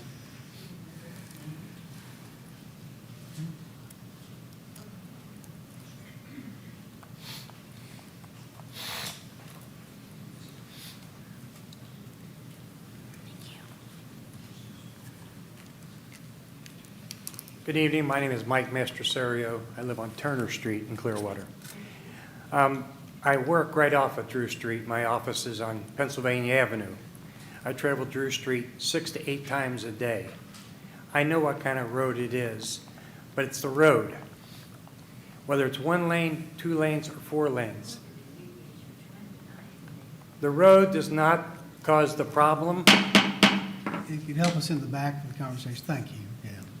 The road does not cause the problem. It's the drivers. I heard a lot of people laugh when somebody mentioned about cell phones. I had an accident on Drew Street. I was stopped at a light at Highland Avenue, and a lady doing 10 miles an hour ran in the back end of me. It caused damage, but nobody was hurt, thank God. But it was the cell phone and the driver who caused the problem, not the road. I appreciate Mr. Albritton's talk about maybe possibly changing and putting higher walkways in and things like that. That's a kind of in-between thing.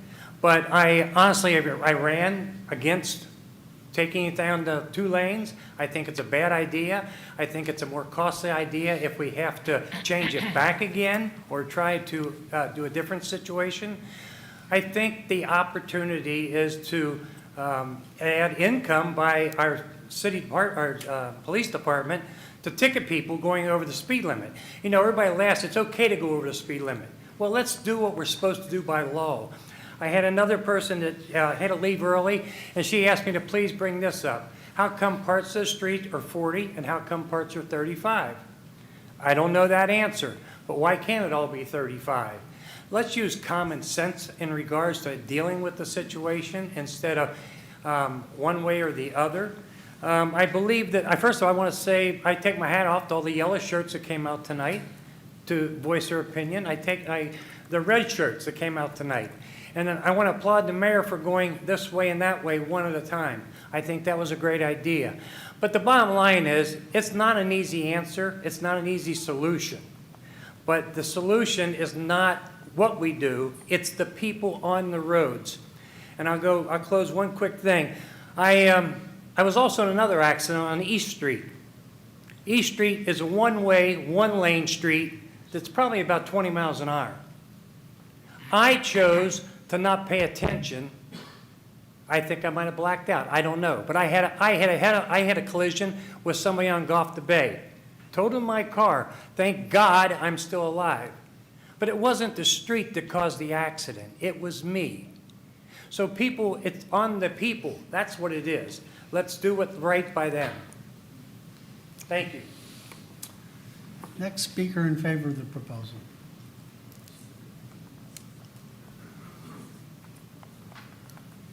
Good evening, I'm Kathleen Beckman.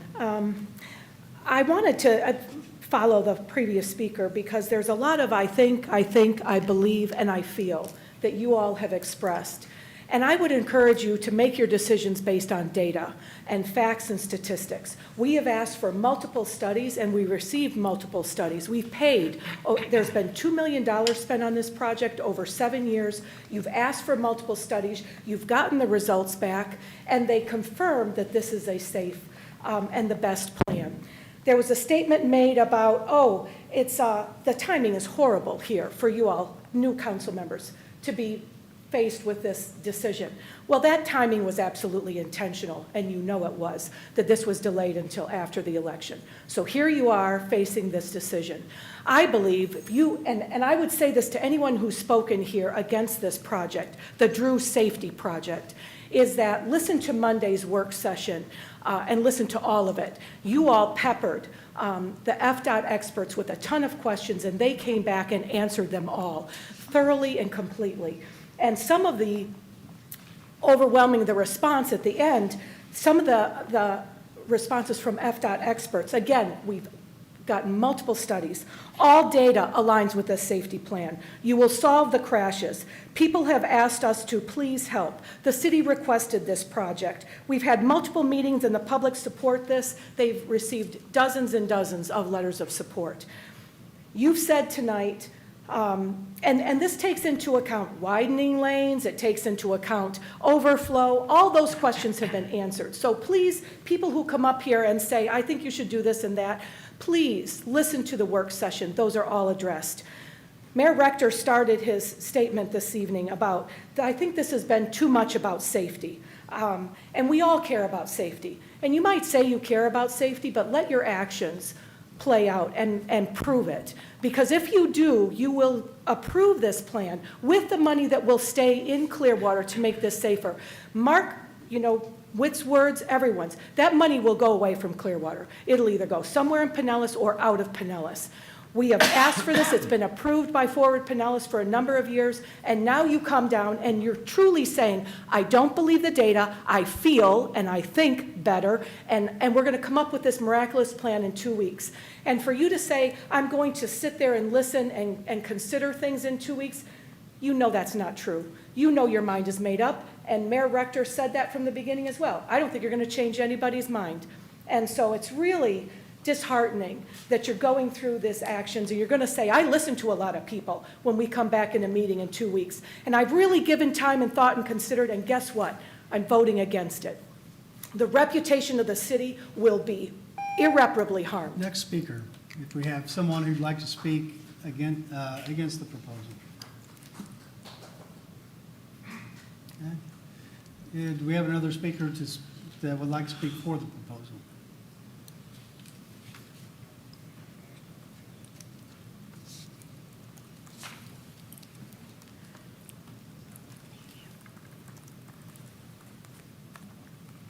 Hi, Council. I'm Blaine Enderle. I think you guys did an amazing job on Tuesday.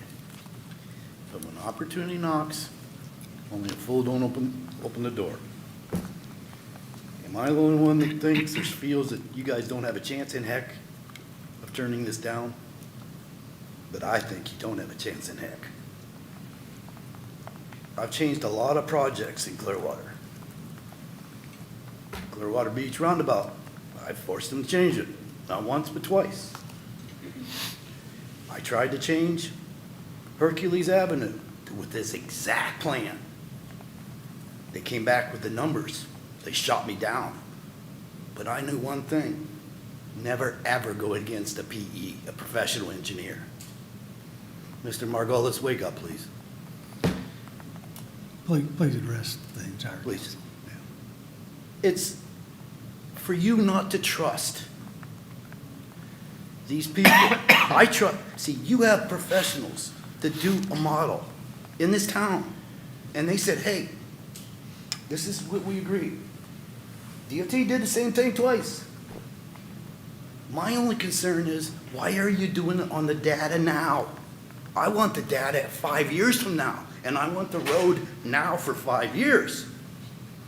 It's incompetent that you're using data now. But nowhere do they ever make an unsafe road. Nobody makes an unsafe road. That road is unsafe. It's 9 foot. You can't get two buses beside each other there. And the thing about it is, you can't comprehend that a 2-lane road with a center is fast. It is. Trust the data. Get educated. Thank you. Next speaker.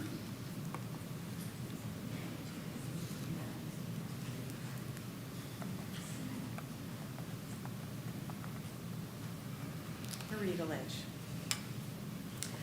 It's kind of with a heavy heart that I am before you, because like Whit, I don't want to make any enemies, and I'm afraid I'm going to by some of the things I'm going to say here, but I have less to lose than he does. I've been in Clearwater for 40 years. I've raised my family here, and I have watched the deterioration of Clearwater as I've seen St. Pete rising and Dunedin rising. And we have a big problem in Clearwater. We have Scientology, the cult that's bought all of our downtown. But what Scientology has not done to us, our leadership has done. We have leadership that diverted traffic from Cleveland, the vibrant main downtown, away, and that killed downtown. And although you are not the people who are in power, at those times, I see you taking your cues from those same people, which makes me think there's money to be had here somehow for the people who don't want Drew Street to go forward when it is so clearly a public safety issue, and you sit up there and you nitpick and you nitpick and you blow smoke screens to deter away from the fact that this will save lives. This will save lives. And you talk about the validity of the data. When these people know what they're doing, these people who run these studies, and you talk about what you see out your window when you're not there 24/7 looking out there, and you talk about the people you've spoken to when you haven't taken scientific studies. These people know what they're doing, and you flout their decisions. Why? Why?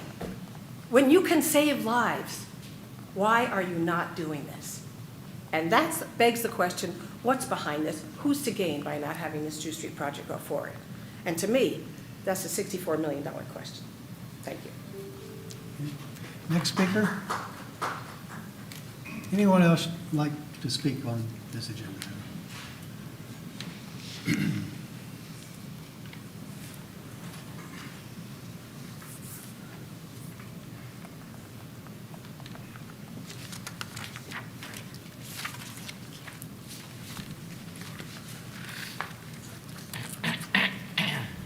My name is Mike Reardon. I lived on Betty Lane for 15 years, stone's throw from Drew.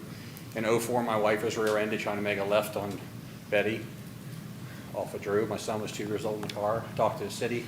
The city said, there's nothing we can do about Drew Street. It's a state road. State won't fix it. That turned out to be total BS. Someone talked about a speed study. Omar Altala did a speed study.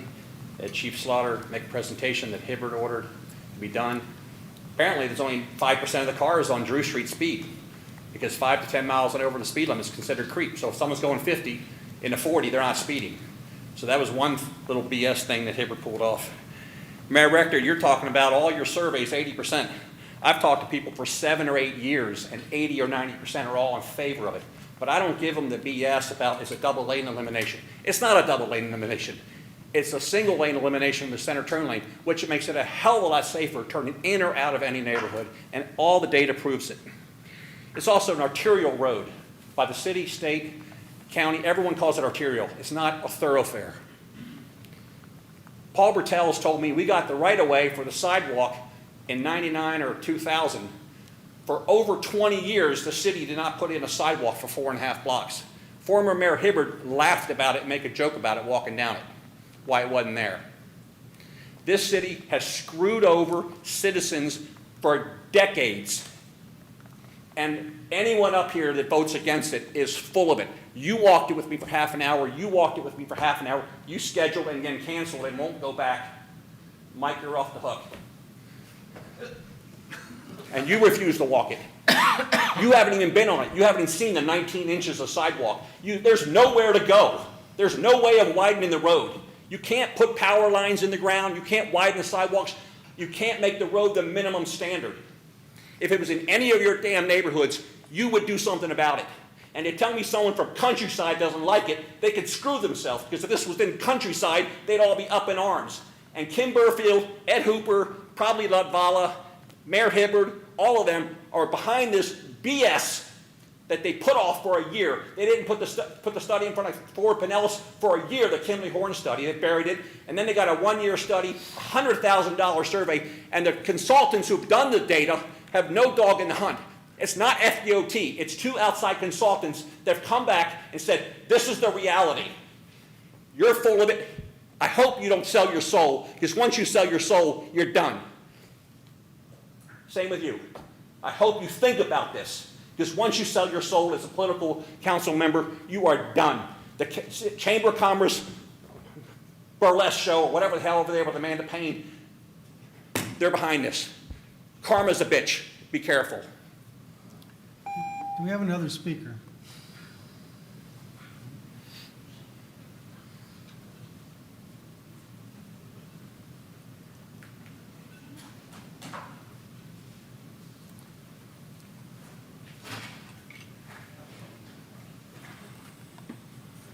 Hello, my name is Brian Beckman. I'm actually here to read a statement from somebody else that was here earlier for a couple hours and had to leave. She's in a wheelchair and had to take public transportation. Her name is Gloria Lepek-Corrigan. She's an advocate for ADA and for safe transportation initiatives. As a person with a disability and as a transit rider, I very much am in support of the plan that we put together that addresses the needs of all types of our citizens, not just car drivers. I was on the Citizens Committee that helped to put this together. We had a lot of input from all types of people, and everyone did have a chance to have their say. We need to trust the process and the experts who have researched exactly these types of situations. Please do not go backwards from years of work that we put in. Thank you.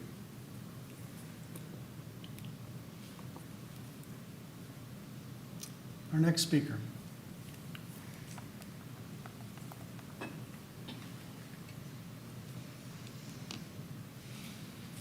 Thank you, Mr. Mayor, council members. I went to my granddaughter's choir concert at elementary school, so I didn't think I could come. I went home and I was watching this and I thought, shoot, I'll drive down there. So thank you. Mr. Mayor, I think you were right to suggest a pause. And council members Cotton and Teixeira, I think you were both right in asking for data. And that's kind of the question that I'd like to raise, and hopefully you'll spend some time on that in the next couple of weeks. As Council Member Albritton said, originally, 6 years ago, there was a lot of data that seemed to indicate this was going to be a good overall project for the future. And as Mr. Norton reported, that was vetted through the Chamber of Commerce, Transportation and Government Affairs Committee that Don Ewing led, and David Lloyd was on. I sat in on those meetings, and we did see the project and talked about the impact on downtown. What changed? What changed during that time? And maybe it's a change in people that have been focusing in on this. Maybe and because of that, or a perception change. The perception of, well, why won't this work? And I don't know whether that came from a political argument, but I suggest that it would be appropriate to get back to the data. Councilmember Menino suggested on Monday that he was looking at this 400-page document and saw one thing that said 17,000 trips a day would be diverted to the other streets. And he and I have he's responded to my questions, and we've communicated back and forth, basically saying, well, that was from a 223 report, and it doesn't look sensible because the Drew Street only has 19,000 cars on it today. How can you lose 17,000 cars from it? So I think you were not as prepared as you should have been for this meeting, and I think the staff and the citizens have some responsibility in making sure that the data does come to you. I don't know why you wouldn't have had more detail on what the numbers from FDOT. A PowerPoint wouldn't have sold me if I was on the council, and I understand you haven't had anything more than that. Thank you for your time. Yeah. Anyone else wish to speak to this agenda item? Seeing none, is there any further discussion in the council? The motion to postpone. So moved. Second. All those in favor? Aye. Opposed? Unanimous. This time we'll move to item 7.8 on the agenda. Designate the Clearwater Arts Alliance as the official arts alliance for the city of Clearwater and adopt resolution 24-06.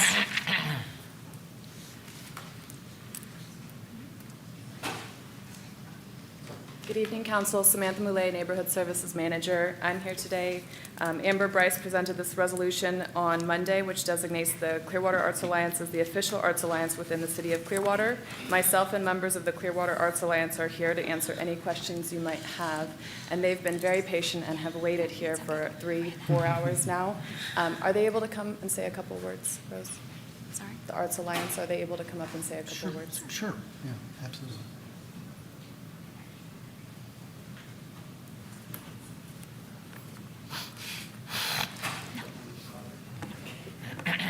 Thank you for your patience. Thank you. Beth Daniels here on behalf of the Clearwater Arts Alliance. I've been the president or co-president for the last several years. We're getting ready come December to celebrate 25 years in existence. I know there's been a lot of controversy today. Hopefully, the fact that art and culture makes our community a better, more livable place is not something we need to argue about. So we're thrilled about it. I would say Drew Street notwithstanding, some of the prettier places are the art-wrapped signal boxes that you go by as you go down Drew Street. And hopefully, you're not speeding so that you can enjoy them. But we're happy to answer any questions if you have any. Marley McMillan, our longtime treasurer, is here. Some of us have been volunteers with this organization going on 20 years plus, so almost the entire life of the organization.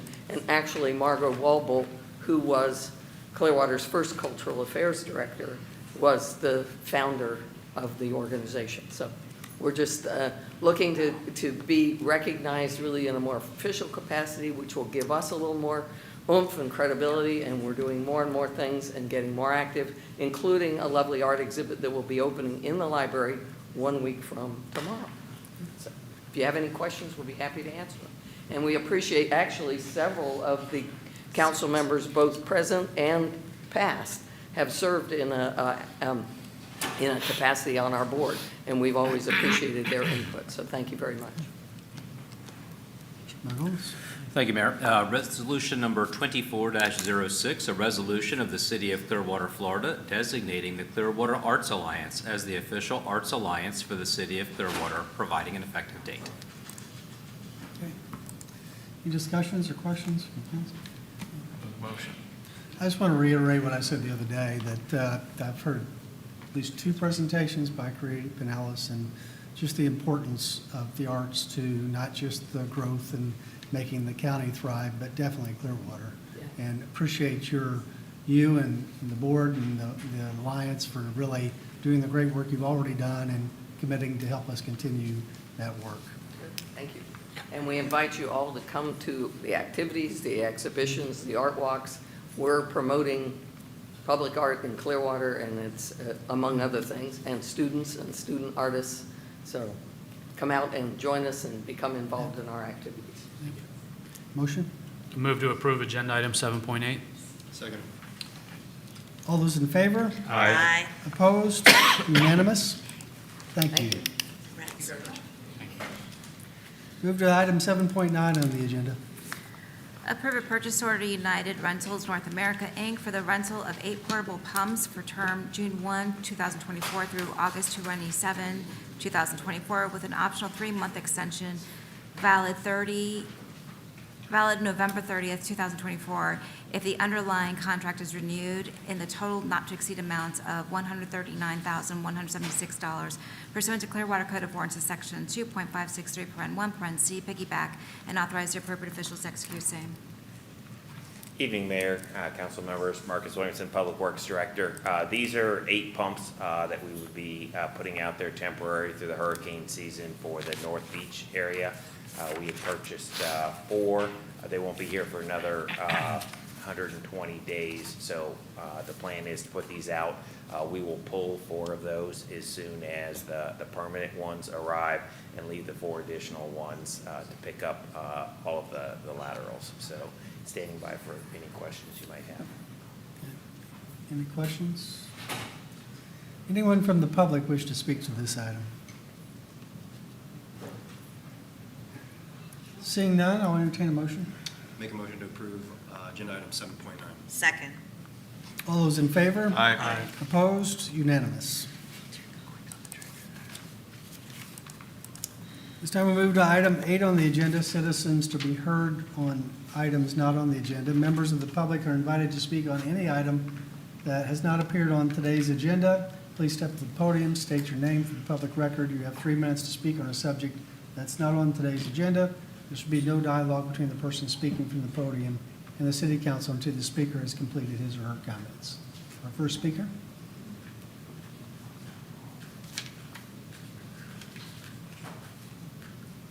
Thank you.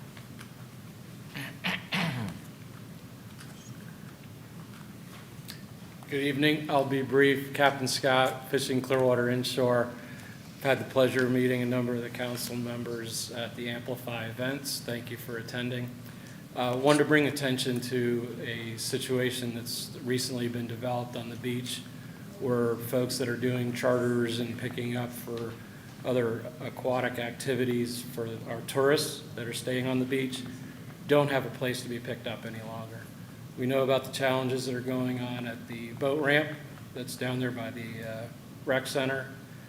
But what I'm asking the council to start looking at or considering is some 15, 20-minute intermittent pickup and drop-off locations, North Beach, South Beach areas. The activities that are at the Clearwater Marina, they're simply not enough for our tourists. And if you look at having our folks that have spent their time and money to come down here, get to our island, have to leave our island, that doesn't make for a good experience. So I wanted to start working with Councilmember Menino on identifying maybe some additional areas for pickup and drop-off. Some of the ones that I started looking at had a conversation with the GM over at the Spring Hill Suites, South Beach. Marriott owns that property. They constructed these beautiful new docks. It's a liability issue. They had built those with the intent of transients coming in, putting their boats there, staying overnight at the hotels. They don't want the liability now. So now you've got these beautiful constructed docks that are locked. Nobody's able to use them. So I don't know if there's a way that the city can have a conversation with Marriott on maybe some sort of a usability, liability, charging the charter folks maybe a permit fee to help cover some of that. But I'm asking us to start taking into consideration, we do need some pickup and drop-off locations for our tourists so we can keep them on our island. Thank you. Our next speaker.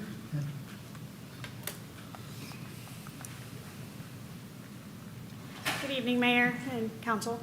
My name is Vilmarie Spiritus. I'm just piggyback on what Captain Scott just said. My husband and I run a charter as well here on Clearwater Beach. We call Clearwater home. And what the city has done is basically squashing small businesses. And Florida is a small business state. The city here is a small business community. And we run legal operations. My husband went through Coast Guard to become a licensed captain. When the city talks about liability, we carry our own insurance. We follow all the processes that is required to run a legal charter business. You can carry a 6-pack license, and we're inconveniencing our tourists. We're a tourist state, we're a tourist city, and we're inconveniencing our tourists by not allowing them to participate in activities that make us why people come visit here. We're the number, like 30%, I think, was the tourist statistic that was given earlier this evening. And by squashing what the small businesses can do and squashing this, activities that tourists come to the city to participate in, we need an alternative. We need our voices heard. And so thank you for the opportunity. Our next speaker.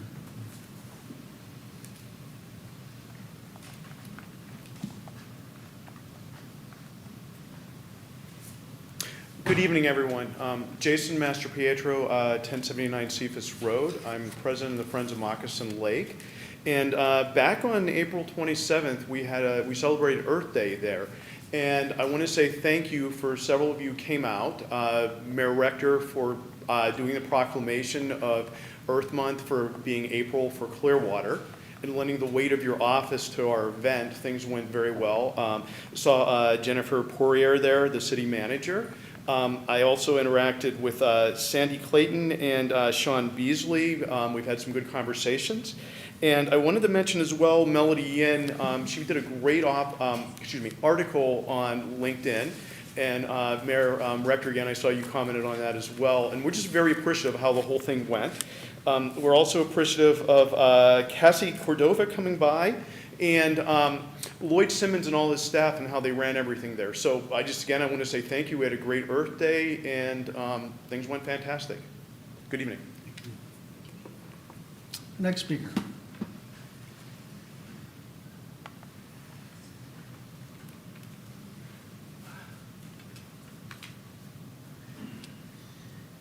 Good evening.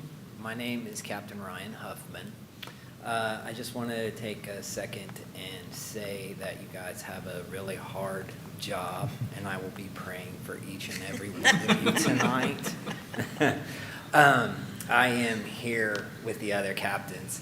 I just wanted to bring it to attention that Clearwater Beach is my home. I absolutely love it here, and I am so blessed to have the job that I have. And I just want to bring it to your attention that lately with this ordinance, it makes me feel like a criminal. And I just don't like that. We are certified, we are insured, we do everything by the law. And we are willing to sit down, we will do whatever to get this worked out so we don't feel like criminals. I will keep it brief and thank you for your time.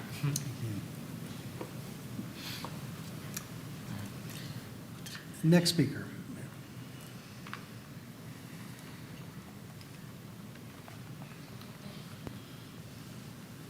Bill Johnson, since I'm here, I'd like to commend the council for your strategic planning retreat and commend you for the informalness of your discussions. You opened yourself up to each other. You thought about, it appeared that you were thinking about ideas, brainstorming, and that's hard to do on the dais, but I think that's really important for the future of Clearwater, and so I commend you for that. I would say that I'd like to have the attachments that were available there in Granicus for the public, but fortunately I was able to get some from Mr. Ravens at the time. But thank you. Good start. Thank you. Is there anyone else here tonight who'd like to be heard on an item that was not on our agenda? Seeing none, we'll move to item number 9 on the agenda, City Manager reports.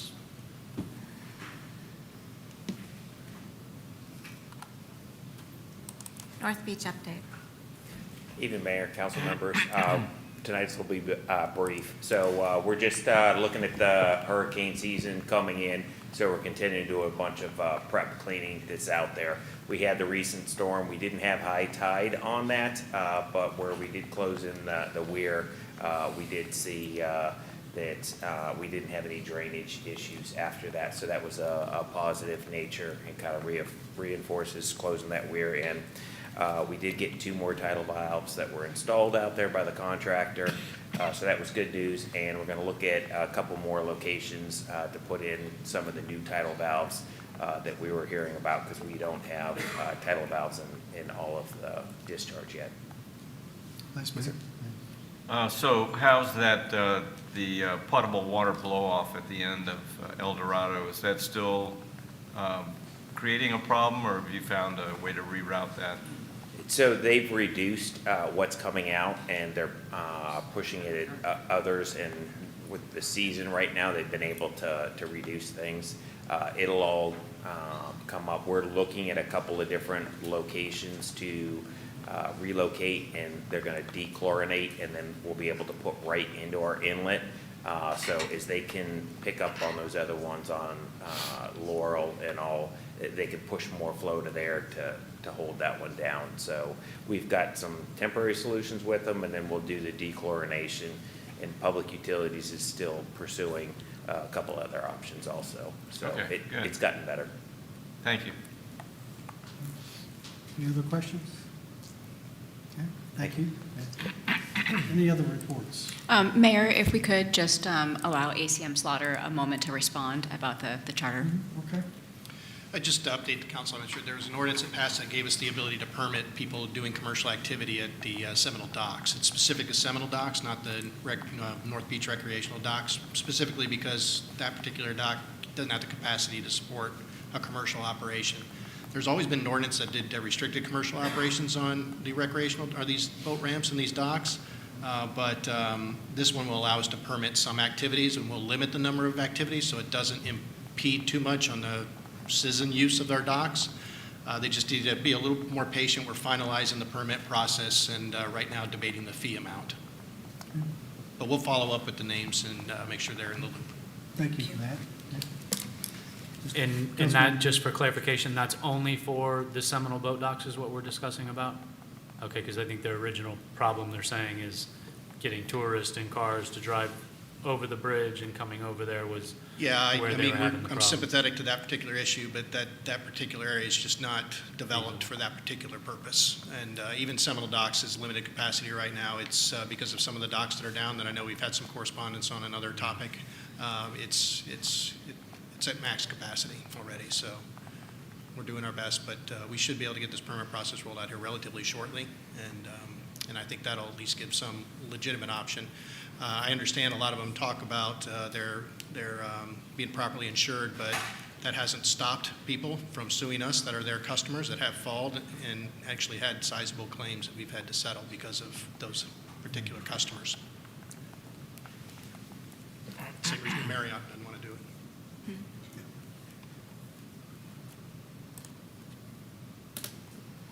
Okay, any other? Just 2 other things. So tonight was an exciting night. There was a lot going on tonight. As you all are aware, we had the countryside graduation. We did have staff out there representing us because we were not able to attend because of that. And then also we had staff at the Bestie Awards. And so just appreciative to our staff covering for us for those exciting events this evening. I'm going to mention the Besties here in a minute. Good news coming from the Besties Awards tonight, but had any other reports? No? City Attorney? No, sir. Council members, starting with Councilmember Menino. What a wonderful night. Vice Mayor? Well, I tell you, tonight didn't turn out the way I thought it was going to, and I think that when we put our heads together, we can come up with some pretty good ideas, because this council is good at that. We've showed that on a strategic planning committee, so I look forward to getting together in the next couple of weeks and see what we can come up with for Drew Street. Councilmember Cotton? I have nothing, sir. Councilmember Tixer? Good night. Okay, well, I'll be brief too. There's a lot I could say, and we have a small audience here now, and everybody's tired, so I'll just get to the good news, okay? Well, two things. One thing, what Mr. Johnson said earlier, you know, that still hear a lot of good comments from the strategic planning retreat we had. And I've said many times, you know, the staff involvement in that was just really refreshing. We've got a great staff, and hearing them share their ideas and talk openly and transparently, that was really refreshing to, I know, the council, and I think a lot of our staff appreciated that. So thank you for organizing that, City Manager. That was very successful. And then tonight at the Besties, for those of you who may not have heard of the Besties, the Besties are an awards program which Visit St. Pete Clearwater has had historically. They started maybe 5-6 years ago. It was really successful. Then they quit having the Besties during the pandemic. But this year, under the new director, Brian Lowak, decided to bring it back. And so that was held up at Innisbrook tonight. They've moved that from the Mahaffey they had it at Sheridan Sand Key one year. They moved it to North County this year. I think they're going to continue to rotate it around the county. But tonight we had some local Besties Awards winner, and I'm sure there are a lot of private businesses that may have won awards tonight. But for us, you know, Clearwater Marine Aquarium are a few of them that I want to mention. Won the best family activity tonight at the Besties Awards. The Dolphin Mural here in Coachman Park just won for the best mural.